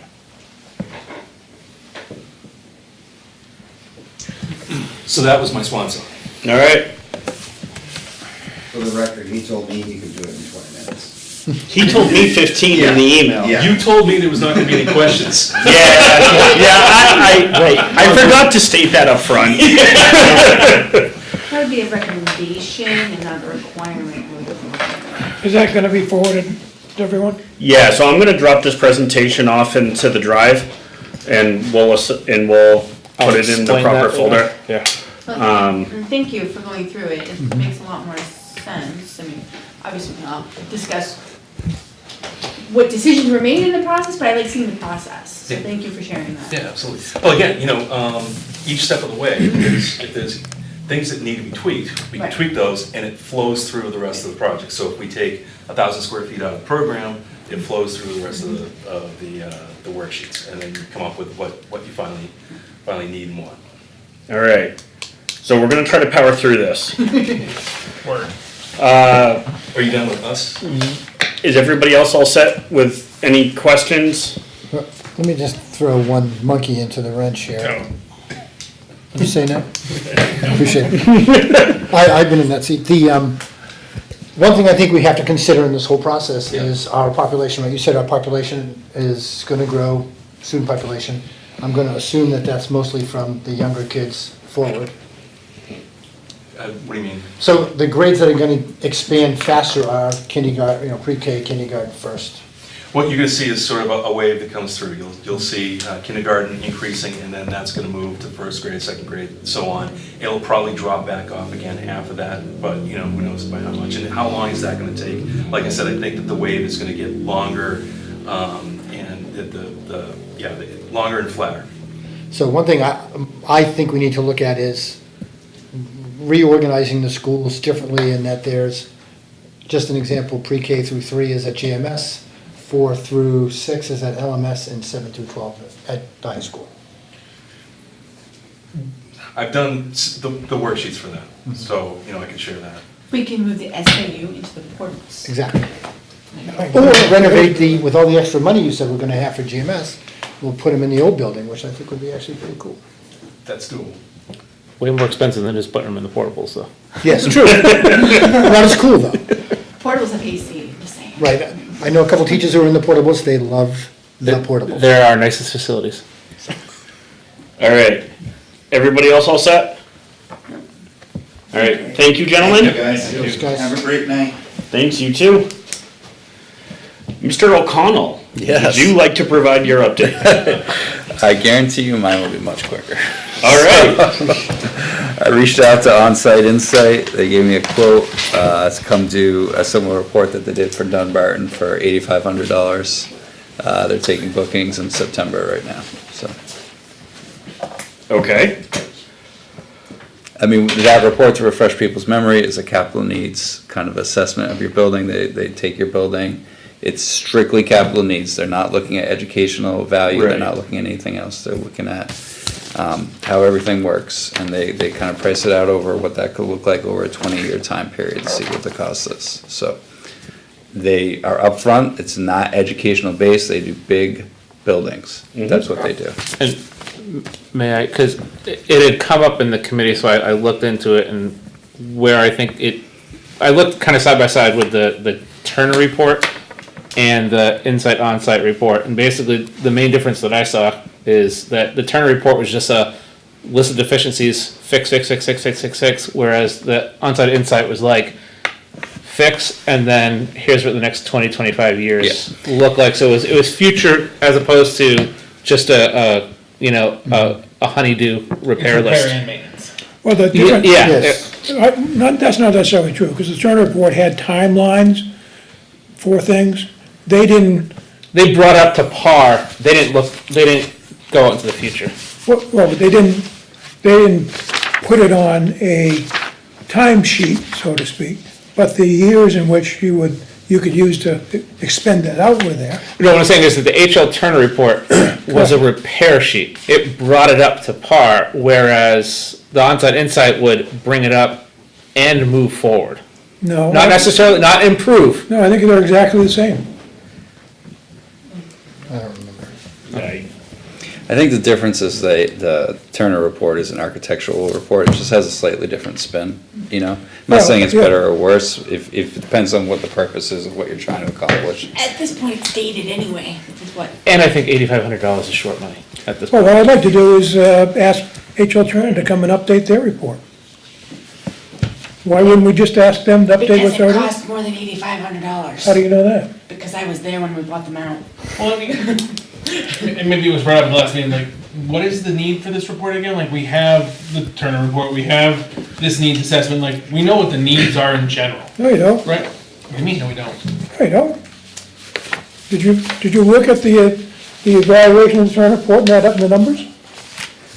'Cause I'm not talking about adding the numbers, it talks about what needs to be fixed. And that's what's in the Turner report. That's what I'm saying. Right, so that's exactly what he's That's what I'm saying. saying, we have that information, we don't need another report to tell us what needs to Oh, get okay, fixed. well, we'll use the Turner report then. I'm not saying we shouldn't. Okay. I'm saying we have reports that say what needs to be fixed, that's not something we need to continue to discuss. The only thing I would caution about that is there was a meeting following the Turner I've had report one. where we met with maintenance, and maintenance was like, I can do these, and this one we need to go out for. So the Turner report may be outdated in the sense that maybe some of the stuff actually got knocked off by some of our maintenance guys.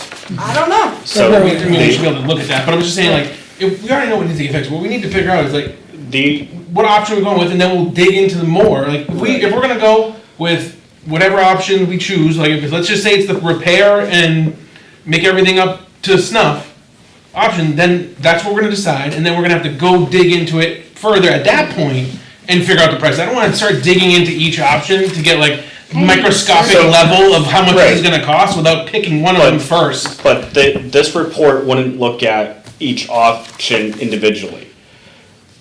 Right, this report's gonna look at what needs to happen and what we need to plan for the next 20 years in terms of maintenance and upkeep and, you know, in 25 years, you're replacing your commercial HVAC equipment and you gotta plan for that in your capital budgets and assessments. And that's what the Turner report Well, does. realistically But I think though, that's a different discussion on shouldn't what we we're trying to figure- figure out here, though. but shouldn't we figure out the results of whatever survey we're gonna do first? Yes. Yes. So we know Thank which you. one we even wanna do anyway? Well, with the Yes. exception, Because if we end up saying we're gonna consolidate, we're gonna move or whatnot, It then changes that whole equation. we don't even care what happens to, you know. So- If I could just say one thing, it was a great discussion. I think from a district perspective, what needs to occur is a true capital improvement plan for all of the buildings in the district. Yes! And it needs to be mapped out like 30, 50 years, right? So, I've been pushing for one for Right like there. 10 years. For all three buildings, Yes. all three buildings. so it's right there. That's what the whole point of this was supposed to kick off. Right, Because I've so- been pushing for this. Unless I've missed it, I haven't seen that document yet. No, in so what my happened time. was, the outcome of that discussion was, let's bond $4 million, address all three schools and move on.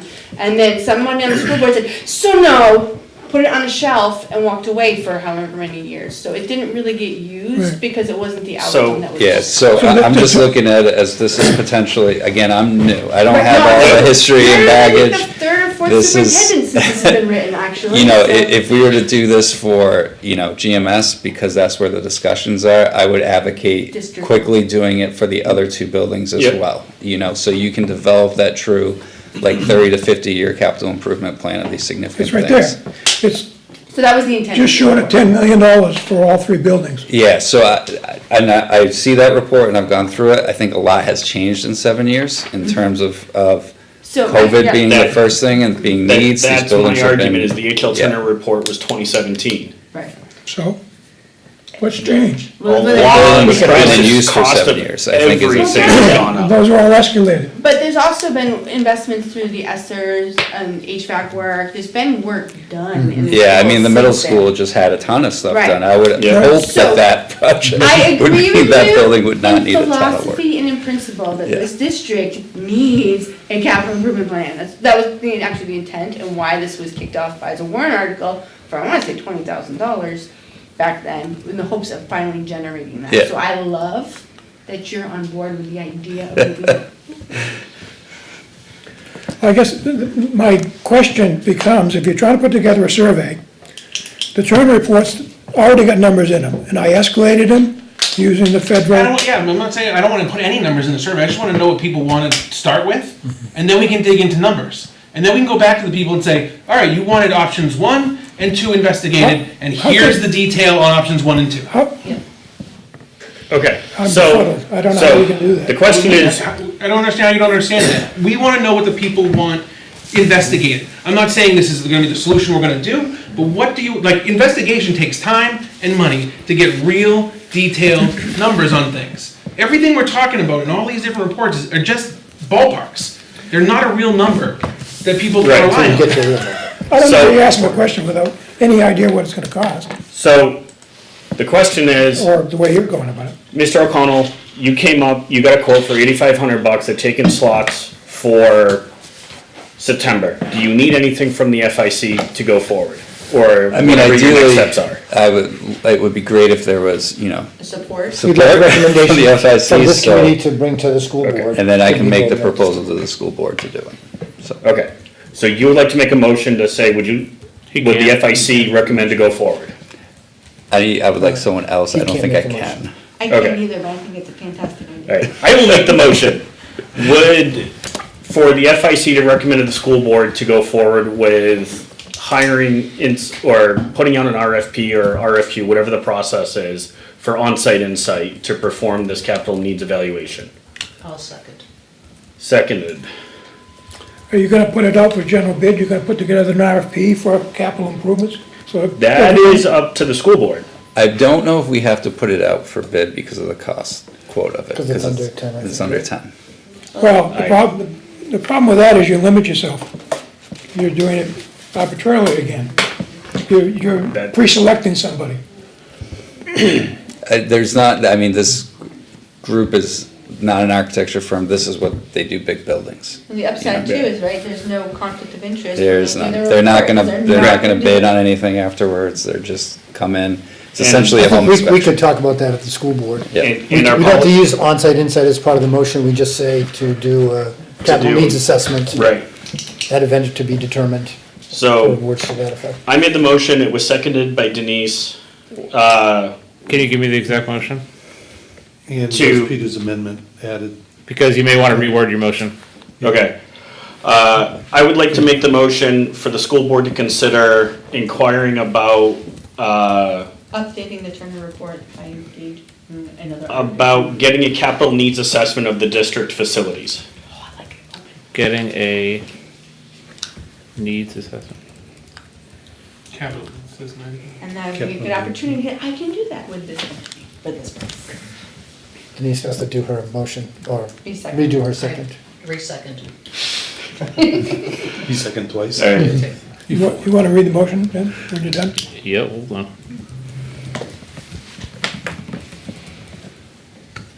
Dan DeWitt, motion that the school board inquire about getting a capital needs assessment of district facilities. Correct. Seconded by Denise. All right. All votes in favor? Aye. Aye. Aye. 1, 2, 3, 4, 5, 6, 7, 8. All votes opposed? 1. So, Motion Peter, carries. motion carries. Peter, will you I'll bring that up? give it to Renee to add to the agenda for our next meeting, which is a week from tomorrow. Okay. Thank you very much. I did speak with Jen via email about contacting UNH to reach out about PR assistance. She has tried to call them twice in the last several weeks, have gotten 0 phone calls or communications back. So she doesn't know if they're staffed during the summer for this or not, and going from there. So, leave that as we'll contact with Jen the next time she's in. Communications Subcommittee. Do you think we can get through this in 10 minutes? Without question, yes. Okay. All right, so basically, I can. Again, wrong group. Even another try, basically just added a few thoughts you all had at the last meeting. Please let me know if I got them wrong. In the engagement strategies, we took out the copies of the restaurant and the golf courses so that people from Londonderry don't also vote. And we added the election polls, which we all think is probably the most likely place we're gonna get a large number of respondents. But we put back in the participant information that I had suggested take out, but this will provide the two identifiers to prevent multiple surveys from being submitted by the same person, includes name, street address, email address, and phone number. We have a little paragraph about what the committee is, and the point of the questionnaire is to answer the two questions you thought we were asked. One, why do you think the warrant article 1 failed? 2, what will the community support and what will they not support going forward as far as the 9 options? We need to narrow down the options to 2 or 3 in order to further evaluate them in more detail. This does not address pricing, and it does not address ways to fund the project. We try to make sure there's no bias in the questionnaire. Please let us know if you think there is any bias left. Statement of need. Denise, you mentioned, I'm sorry, you said somewhere that, what's the reasons why it failed? Which question is that? It's in the introduction. No, I it's think. the It's statement in of Oh, I'm sorry, it's in the the point of the introduction. questionnaire. Yeah, that leaves question number 2, though. Oh, I'm sorry, I misunderstood. Statement of need, we put the disclaimer that some of these options may and may not be deemed feasible upon further investigation to the statement of need rather than above questions 7 to 10. Question 1 remains, best way for us to communicate with you. Number 2 is still, what is your opinion? Why this warrant article did not pass? I added an other into that as well. Can I suggest we add the overrun on LMS as a item? I think people can add that in. I think that would put bias. No, I don't think there's any bias to put it in. Anyone else feel strongly? I'm sorry, where are we? Question number 2. 2, why do you think people do not vote on the warrant article?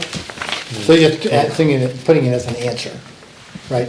Yes. Because the As an cost option, overrun. yeah. Okay, I get it. So I think that's a valid point, right? Because there are a lot of people who are not happy with it. Previous projects? Overrun of LMS project. And I would also put in the trust factor as another one, because that was huge at the polls. Standing there for 14 hours, you hear a lot from the people.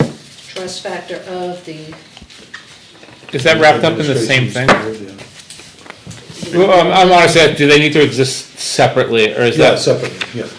like, Separate okay. opinions, yeah. So is that trust factor in the SAU, school board? There's the board and the school, yeah. The SAU and the. so and the 2 board, different yeah. questions. No, board and the school together. Yeah.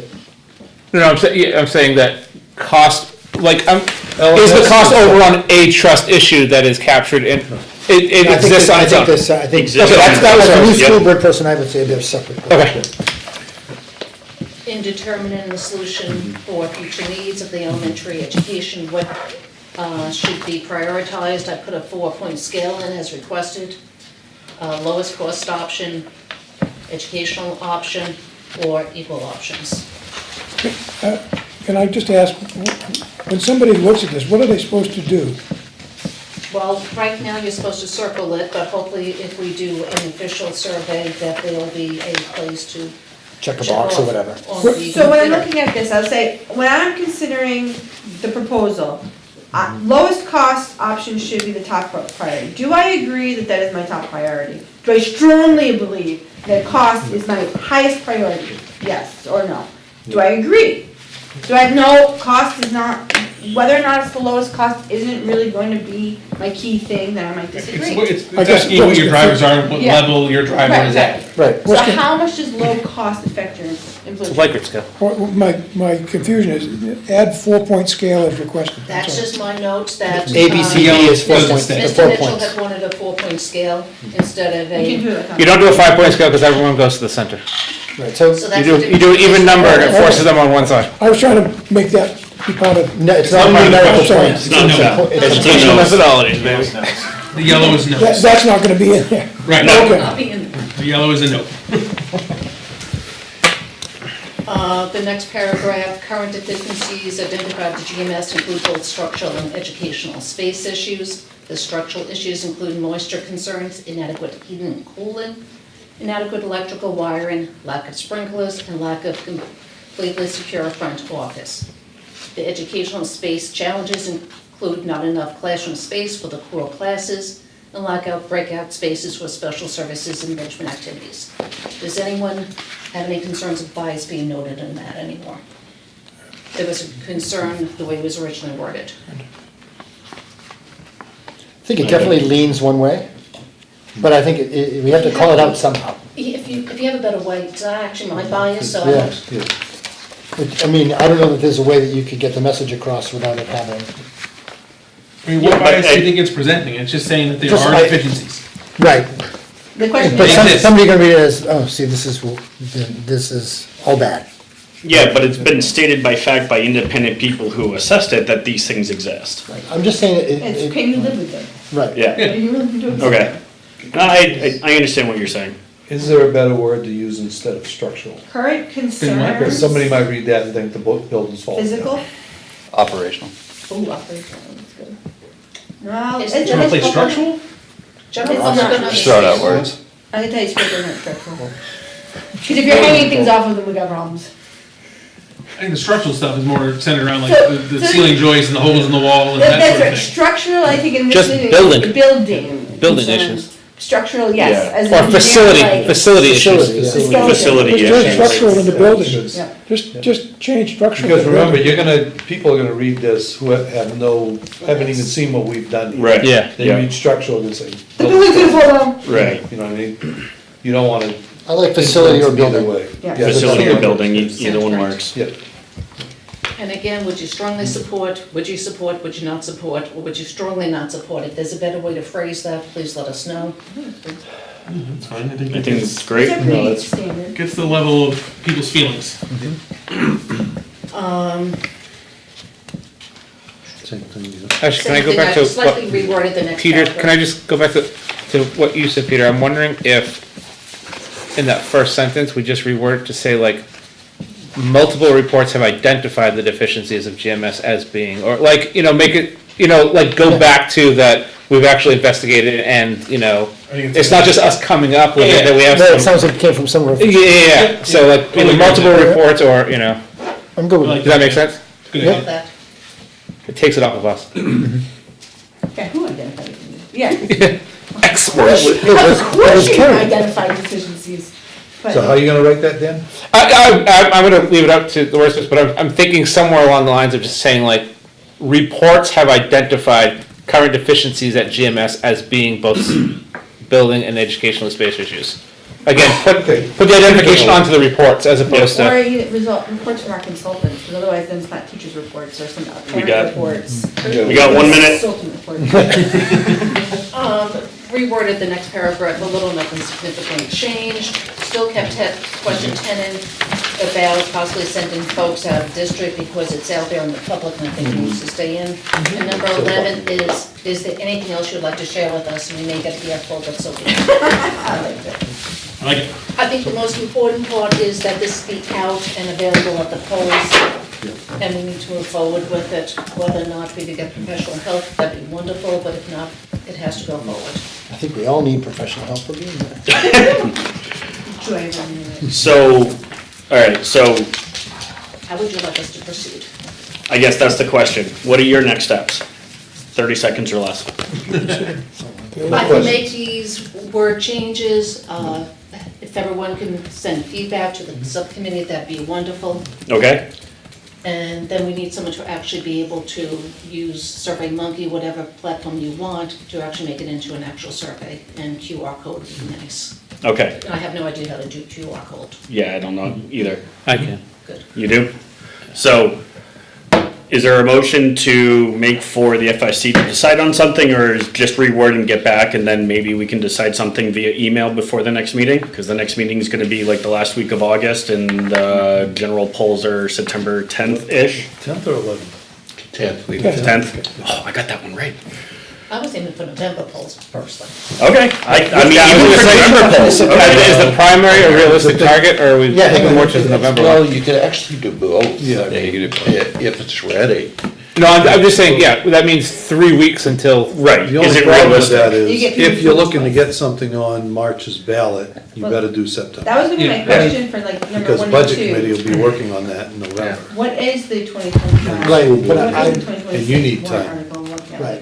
Well, and again, I think we have a couple different options to look at, right? So to get the result, if it comes back that we want to do a renovation, then we need to probably go out to bid, right? Which, in my mind, as I was thinking about this today, I don't know that we have time to get it on the March 2025 ballot. It may be 2026.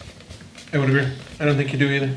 No matter what option we If we choose. get it, if you try to get it in there in March, I think people are gonna feel like it got forced. Some down. people are gonna Right. say, what the heck, So- renovation again? So, guys, we're over time, so I think I mean, that, if you guys make the updates Nice.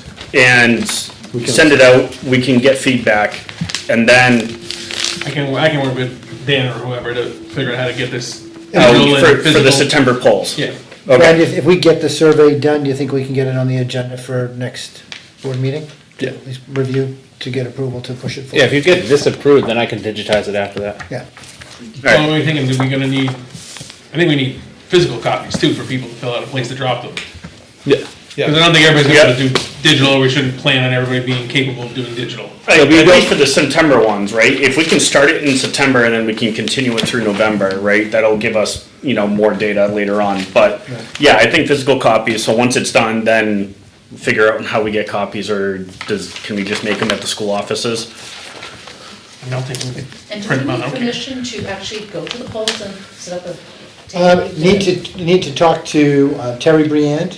She was allowed for the economic development survey. They allowed to have a table inside. You just can't be politicking. Also, the moderator, Yeah. Right, you have to go, yeah. Yep, the moderator.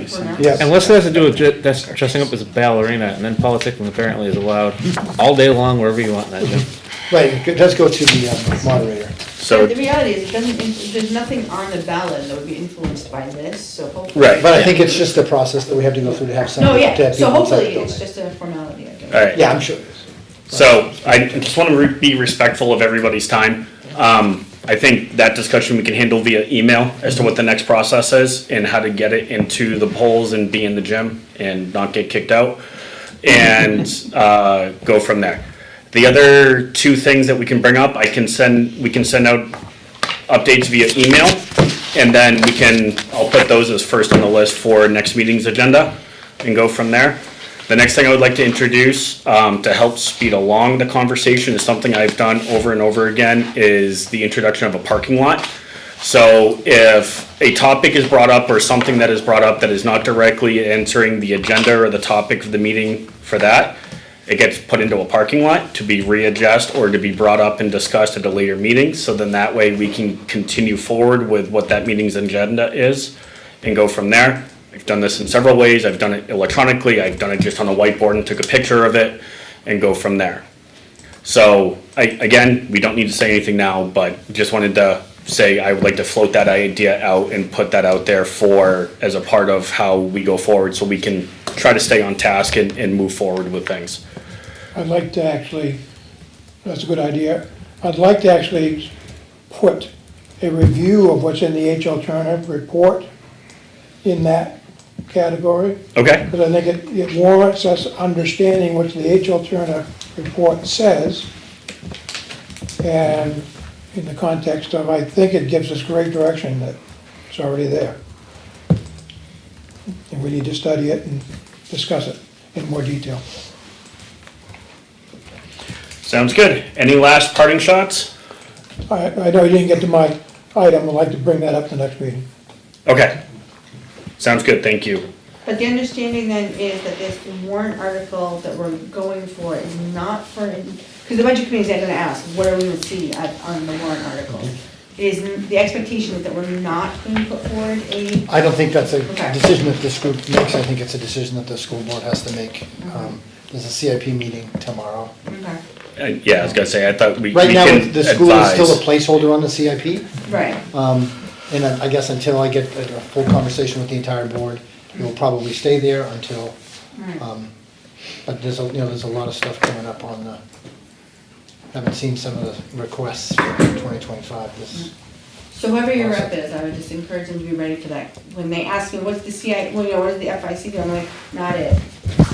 Your CIP rep can answer that question. I am the CIP rep. Well, then, heads All up, right. it's coming your way. All right. Otherwise, I would like to adjourn tonight's meeting. Thank you, everybody. Thank you for the support staff. And we'll see everybody in a couple weeks. The meeting dates will be shifting just for the availability of this room. As soon as we can lock it down, I will get that out, and I have a note to make sure that we have a virtual option on every meeting notice going forward. Thank you very much. Thanks, Dan.